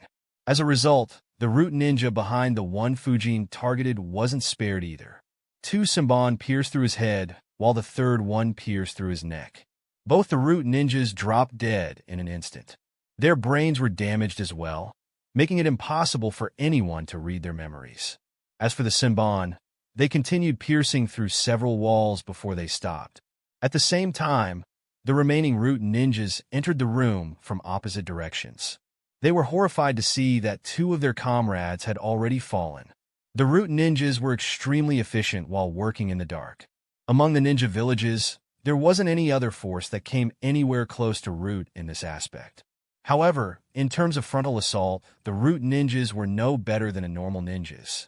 In fact, due to the lack of practice in fighting openly, they could be even considered weaker. Not to mention, the root ninjas in the base were only at elite Chunin and Jounin levels in terms of strength. Even though Fujin wasn't using wind jutsus and his lightning combat system wasn't as mature as his wind combat system, it wasn't an issue for Fujin to face a bunch of Jounins. Even if Fujin didn't use any elemental ninjutsu, strong jutsus like Rasengan or the Flying Thunder God, forbidden techniques like the 8 inner gates and his sword, Fujin's speed and physique made him far stronger than a Jounin. It would take an elite Jounin to stop Fujin even if he didn't use the techniques listed above. With his lightning jutsus, a normal elite Jounin wouldn't stand much of a chance against him either. It would take someone like Juzo or Zabuza to stop him. Of course, against rank S ninjas, Fujin didn't stand any chance with merely lightning jutsus for the time being. Unfortunately for the root ninjas, they didn't have someone like that. They were about to attack when something happened that horrified them. Lightning suddenly appeared on the right hand of Fujin's clone. It released a distinct sound of birds chirping. One root ninja exclaimed, "Chidori." Another shouted, "Hataki Kakashi, what are you doing?" Unfortunately, they didn't receive any answer. Fujin's clone flickered once again and appeared moved towards the 4 root ninjas who were together. Suddenly, one root ninja felt pain in his chest and looked below. His eyes widened as he saw a hand poking through his chest. He vomited blood and collapsed to the ground. The root ninjas next to him immediately became on guard. Their expressions behind their masks were grim as they realized how far outmatched they were in terms of speed. However, even before they could react, the clone's lightning-covered palm slashed through the neck of another root ninja, beheading him. The remaining two root ninjas immediately attacked Fujin's clone with shurikens and began weaving hand seals. However, three Senbon appeared in the clone's left hand. They charged with lightning as Fujin's clone threw them at the root ninja on his left. At the same time, the remaining lightning on the clone's right hand concentrated on his palm as he unleashed a lightning beam at the fourth root ninja. The lightning beam knocked out every shuriken that the root ninja had thrown and hit the root ninja. His entire body was electrocuted. Though he hadn't died, he was in no shape to fight. The other root ninja wasn't as lucky. His forehead and eyes were pierced by the Senbon before he could even react. Fujin's clone caught the shurikens heading towards him from the other direction. While Fujin's clone was dealing with these four root ninjas, the other three root ninjas immediately realized the disparity in their ability. Two weaved hand signs as one of them said, "You are the fastest among us. Quickly go and inform Lord Danzo." The third root ninja began escaping without any hesitation. However, he was a bit confused. He thought, something is weird. I worked with Hatake Kakashi in the past. He wasn't this bloodthirsty.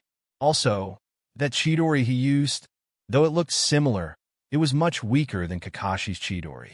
The sound of birds chirping was softer as well. Is it really Kakashi?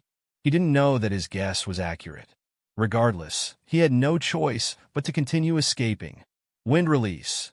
Great breakthrough jutsu. Fire release. Searing migraine jutsu, the two root ninjas weaving hand seals unleashed two powerful jutsus. Due to the small size of the base, it covered the entire space and moved towards Fujin's clone, leaving him no way of dodging.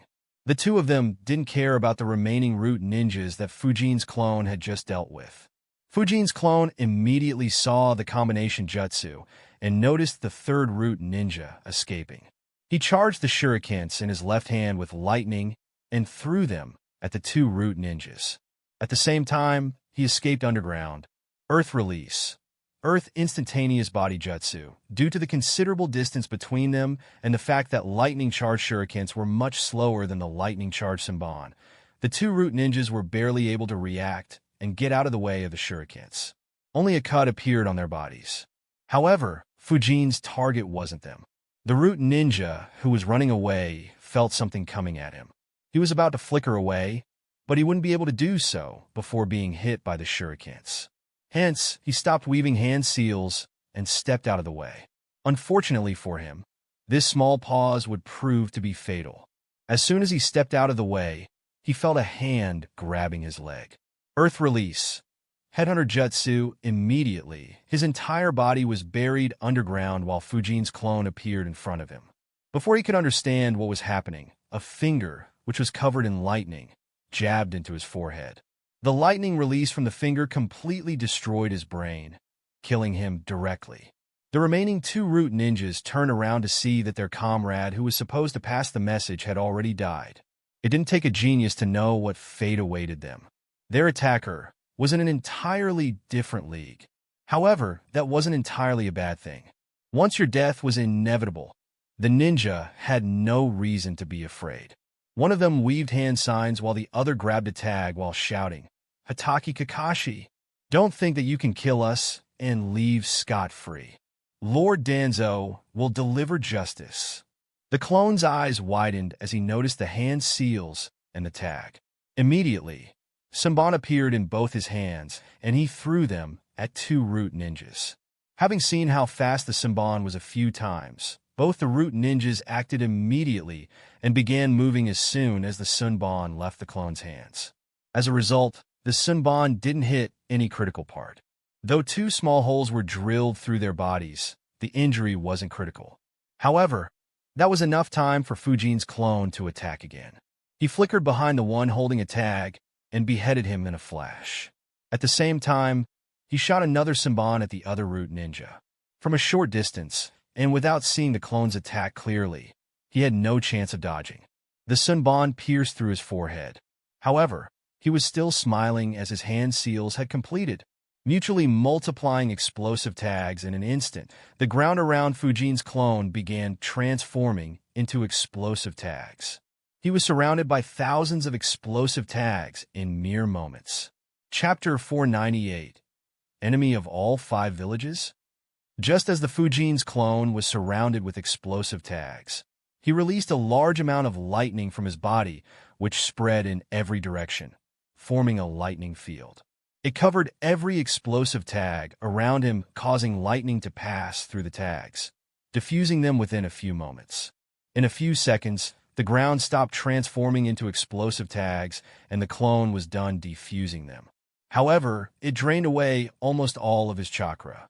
He sighed and muttered to himself, "After I did such a good job creating such a good crime scene, why do you want to ruin it with explosions?" As for the tag, that was even more dangerous. It was the standard tag used to blow up the entire base. It would have dispelled me and instantly alerted everyone. I wouldn't have been able to decorate this crime scene like I wanted if that happened.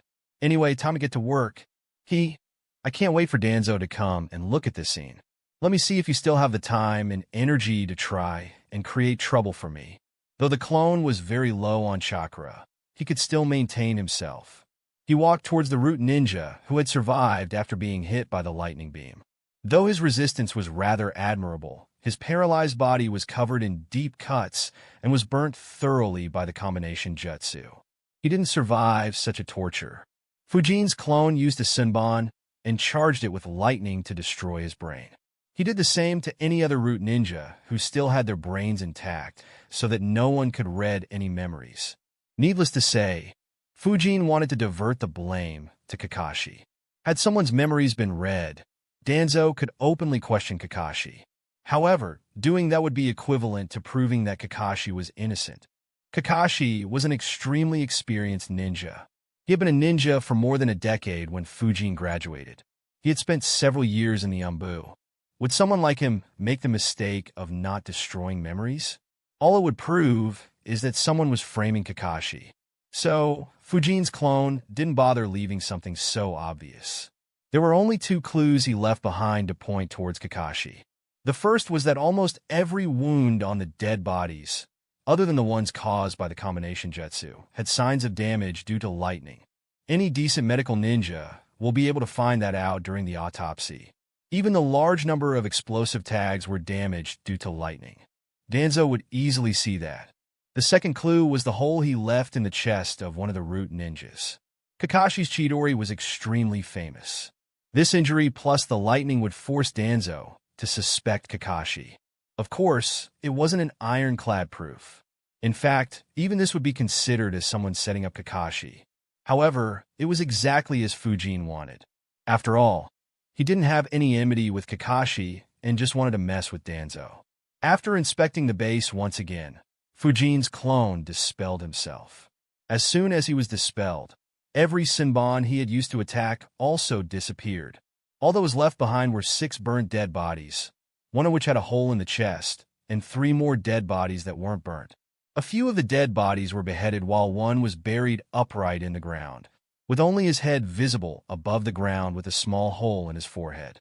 Due to the remote location of the base and the seals covering it, no one detected the fight that just happened there. Until another root ninja shows up at this base, no one would know that anything had happened. While Fujin's clone was dealing with the root ninjas at this base, his other 3 clones were already done, as the bases they targeted only had 2 root ninjas each. In all, 15 root ninjas had died within the span of a few minutes. In his basement, Fujin received the memories of all his foreshadow clones. A smile appeared on his face. He had stopped training as he needed chakra in case something happened after the details of the incident were leaked. Apart from 1 clone, the remaining transferred back most of the chakra. As a result, he had more than half of his chakra reserves, which was sufficient to deal with most matters. Fujin chuckled as he analyzed, perfect, 15 root ninjas. This might be the most root ninjas Danzo lost within a few minutes. Hiruzen had already taken away most of his subordinates post the Uchiha massacre. I wonder how many are left after today. Regardless, the village will heat up. The evidence clearly points towards Kakashi. However, I doubt whether he is even inside the village considering how many missions Hiruzen assigns him. Even if he is, there is no way Hiruzen that I know would take any action against him without any ironclad proof. After all, for what reason would Kakashi do something so outrageous? Even Danzo would ask that question. As for its answer, there is only one that makes sense. It is that Hiruzen ordered Kakashi to do so. There is no doubt that Danzo would suspect that Hiruzen wants to finish Root for good. No, that's probably not how it'll go. I'll be looking down on Danzo and Hiruzen to think that the action will cause them to be at each other's throats. Though I left evidence pointing towards Kakashi, any intelligent ninja would be able to see that he was set up. Danzo will see that as well. After all Kakashi would need to do is take away the bodies and no evidence would remain. However, even though it is clear that Kakashi was set up, Danzo has no other leads. And he has faced a huge loss. He'll be left with no choice but to make a move against Hiruzen. Otherwise, everyone will think that he is an easy target. This should cause a political battle to begin between Hiruzen and Danzo. Now that would be a fun battle to watch. Once it starts, Danzo won't have much energy left to try and replace me on the council. If he still interferes somehow, I'll just add some more oil to the fire. It's not as if he can keep all the remaining Root ninjas close to him all the time. Though I need him alive for some time, there is no reason for Root to exist. I'll continue picking them apart one by one. Suddenly, a weird expression appeared on Fujin's face as he realized something. He thought, now that I think about it, my actions in the Land of Hot Water led to Jiraiya killing over 250 Kimo ninjas, the largest loss they faced in peacetime. I probably killed a similar number of Kiri rogue ninjas during my time in Umbu. In Tanigakure, I killed an elite Jounin and several dozen other ninjas. Not to mention, I completely ruined Raza's reputation in the eyes of the civilians. If this was my old world, a revolution would have started long ago, and perhaps a new country would have already formed by now. And I also killed around 4 dozen Jounins of Iwagakure, which is their worst loss during peacetime as well. And now I also killed 15 Root ninjas in one go, something I don't think has happened in the past. After all, Root ninjas don't fight on front lines or move in large groups. If all my actions are made public, I'm afraid that all 5 great villages might want to hunt me down. Fujin chuckled at that thought. Unknowingly, he had caused losses to every major village and almost every minor village around the Land of Fire. He stopped thinking about it and began analyzing his lightning jutsus. My lightning combat system is developing very well. Though there weren't many lightning users in Naruto, the ones that were focused on were all top tier. The range of lightning jutsus in the library isn't very impressive. However, it was easy to replicate some of the ideas. The entire basis of my lightning combat system is speed and high penetrating power. One of the uses of lightning that impressed me the most was when Killer Bee Sneak attacked Kisame with a pencil that was enhanced with lightning. Kisame could dodge those due to his strength and speed, and also the fact that he didn't spam them. However, even he found those troublesome. I have merely applied the same technique to Senbon, making them extremely deadly. Even someone like Renjiro will have to be extremely alert against this tactic. As for the ones weaker than him, they'll struggle heavily. Until I can replicate Rakich's lightning chakra mode. This will be my main tactic while fighting with Akuro's identity. The lightning chakra mode is difficult to replicate though. I already have a decent base thanks to the burst jutsu, lightning transformation jutsu, and electric skin jutsu in the library. However, lightning chakra mode is several levels above basic stuff like that. It's difficult to say whether I'd manage to replicate it without getting some help. Chapter 499. A grave loss. Fujin continued analyzing. Compared to that, the Chidori is a bit easier. While my Chidori isn't as good as Kakashi's Chidori, it's only a matter of time before it becomes as good as his. Actually, even without it, my current level with Chidori is sufficient to poke holes or overwhelm the usual defenses. The only time I'd struggle would be if I try going head-on against another Chidori or a Rasengan, or go up against a defense at the level of Gaara. In addition, I also managed to create a one-finger lightning jab by taking inspiration from the third Rakich's attack.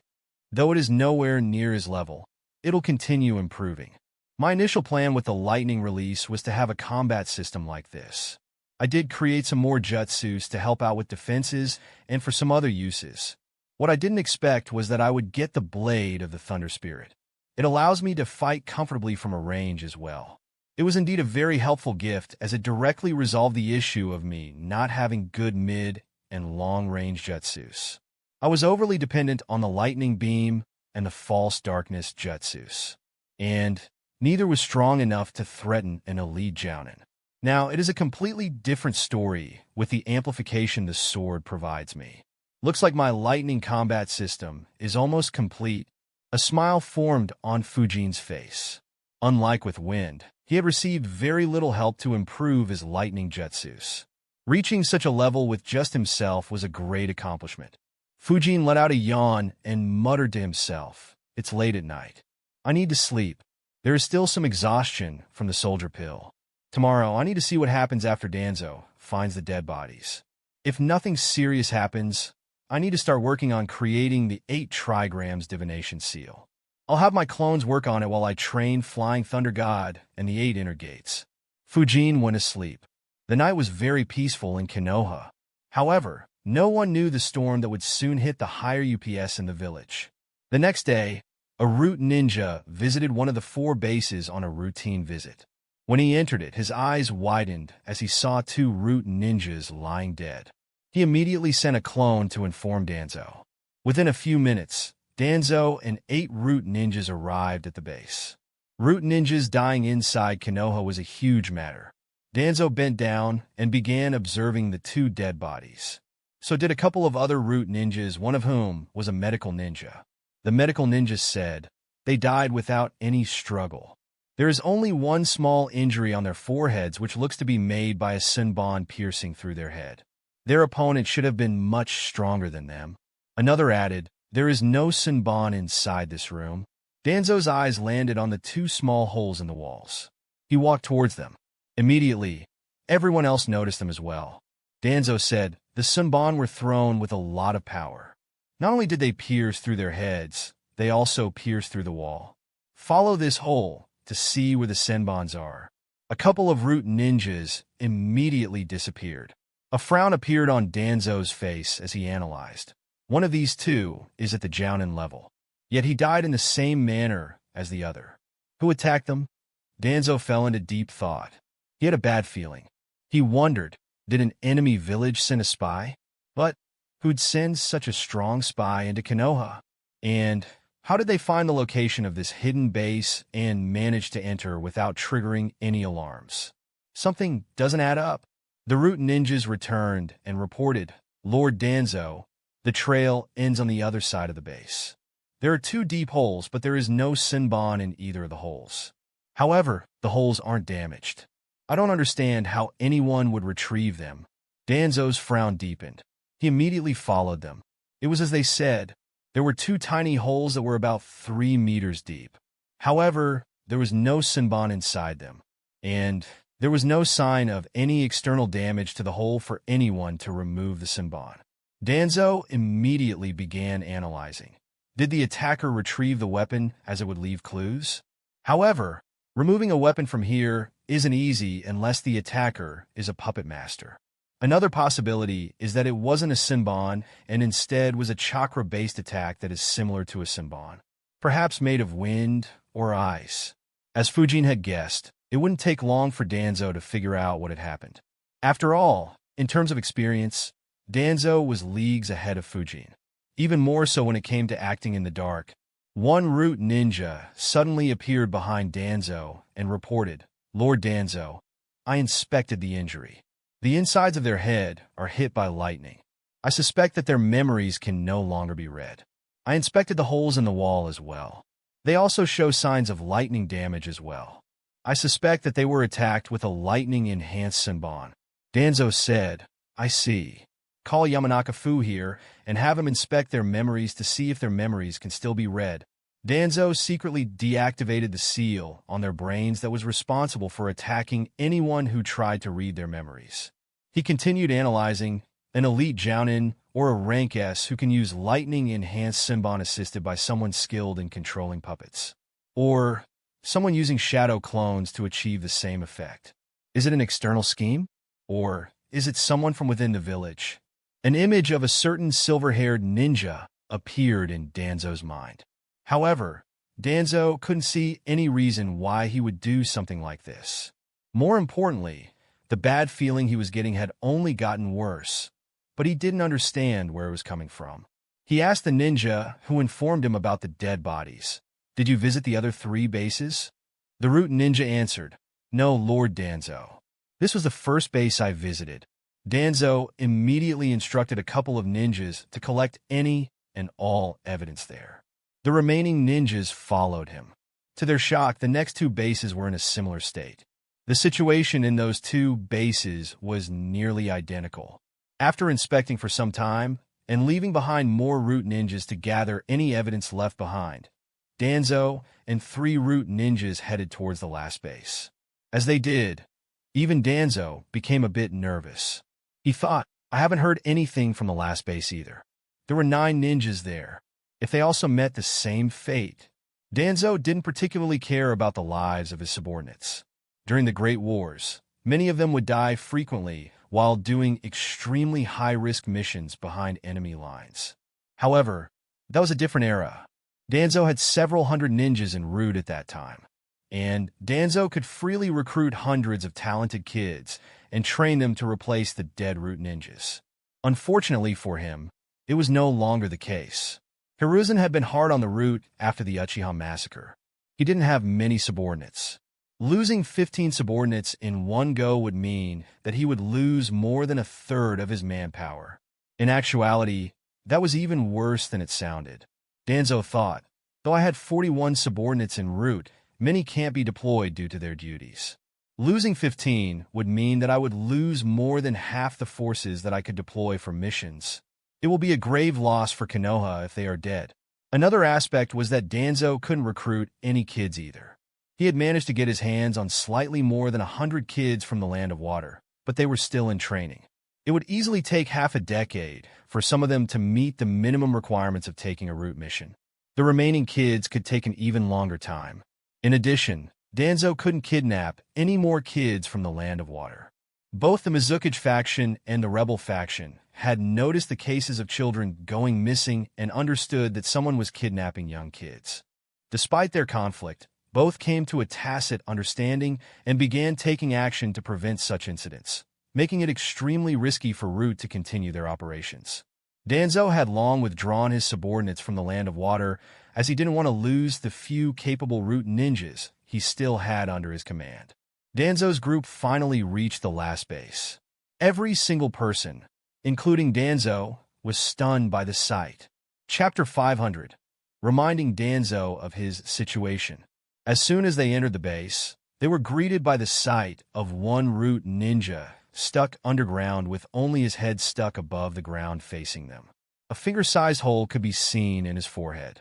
Some distance behind him were innumerable damaged explosive seals. On those seals lay 2 dead bodies, one of which was beheaded. Behind them was a burnt room. The smell of burnt flesh still lingered in the air. Danzo's expression became very grim. It was a great loss. In terms of percentage, this was the second worst loss that Root experienced. The worst was, of course, when Hiruzen disbanded the Root and inducted a large amount of Root ninjas into the Umbu. They quickly began inspecting the dead bodies. Danzo's expression became very serious when he noticed the hole in the chest of one of the dead bodies. He quickly thought of Kakashi. In the past, he had looked at the bodies of a few enemy ninjas who had fallen to Kakashi's Chidori. The injury was identical. Danzo's expression became ugly as he thought, "Hatake Kakashi. This attack is undoubtedly his work. How can an enemy find all the hidden bases and pinpoint the 4 where ninjas were deployed? However, why would he suddenly do this?" Danzo fell into deep thought. This time, none of the Root ninjas dared to disturb him. This loss was too big for Root. Danzo quickly concluded, Kakashi has no reason to do this. The only reason why he would do something like this is if he was ordered by Hiruzen. He cursed internally, "Hiruzen, what scheme are you making this time? Still, to secretly kill Konoha's shinobi.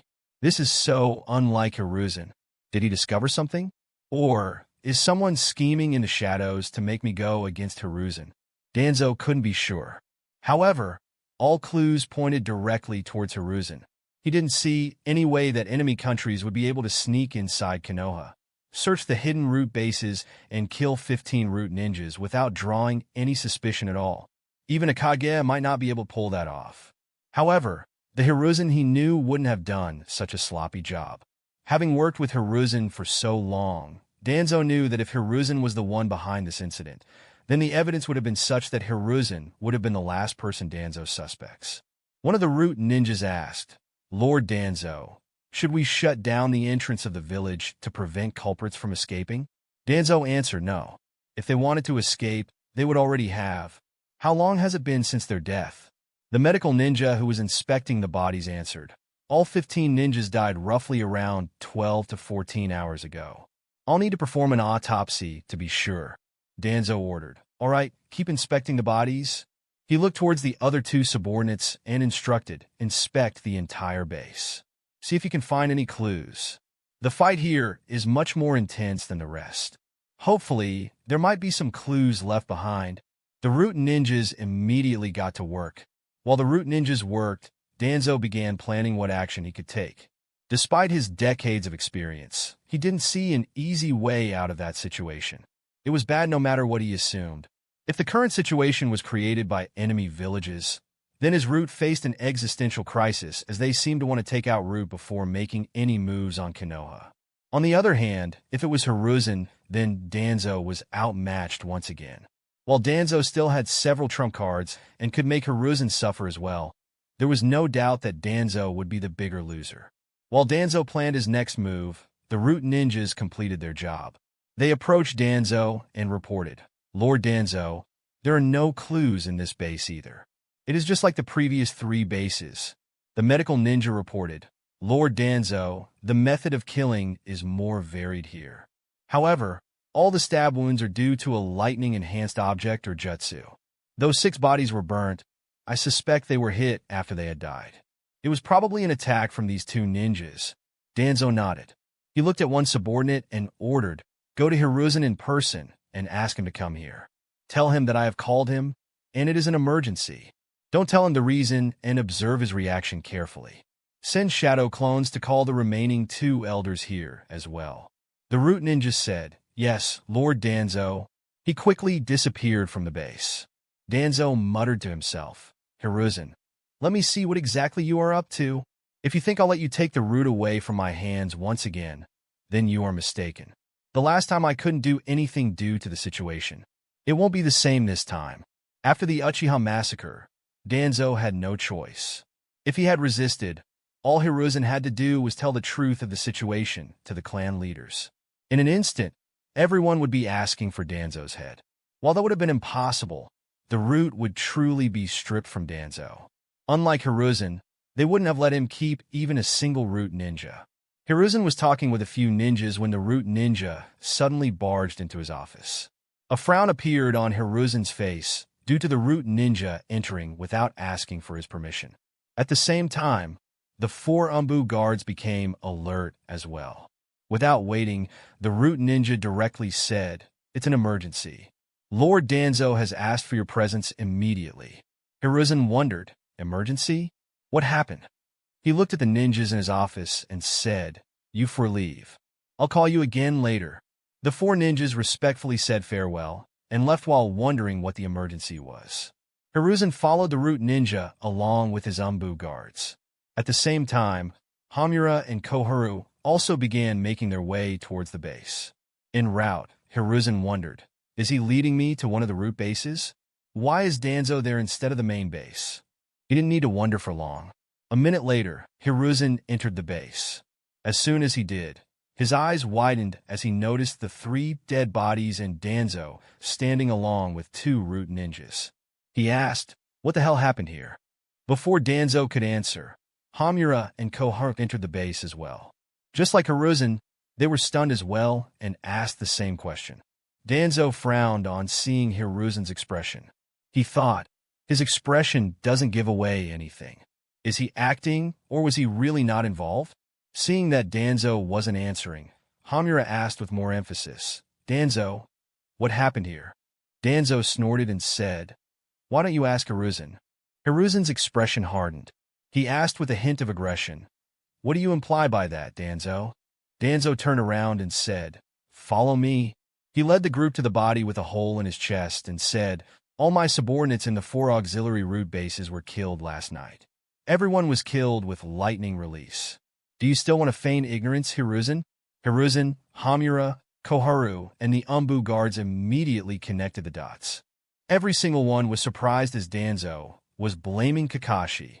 Before anyone could say anything, Danzo asked angrily, "Why did Kakashi kill my men, Hiruzen?" Hiruzen's face became very serious. He harshly replied, "Watch your tone, Danzo. Kakashi isn't even in the village. He left for a rank S mission a week ago. Besides, if I wanted to deal with you, I would have disbanded Root for good. Why would I waste the lives of capable Konoha shinobi?" Danzo replied equally harshly, "Is this how you want to play, Hiruzen? Since you don't want to accept responsibility, I'll arrest and question Hatake Kakashi." Immediately, Koharu said sternly, "Danzo, control yourself. Arresting Hatake Kakashi is out of the question no matter what the situation is. The evidence you have is only speculative. Besides, even if you had solid evidence to prove that Kakashi was the culprit, we can't arrest him." Hamura added, "The Root was disbanded 4 years ago. Officially, no Root ninja exists. The village can't punish a ninja for killing someone that doesn't exist. So calm down and work together with us. We first need to investigate to understand for sure who is behind this incident. If we fight among ourselves, then whoever is behind this will benefit at our expense." Unlike Danzo, Koharu and Hamura had nothing at stake and hence weren't affected by emotions. Both could clearly see the fact that it was not Hiruzen's style. Hiruzen wouldn't have killed Konoha's shinobi. If he was forced to do so by circumstances, there was no way he'd leave behind such a flaw.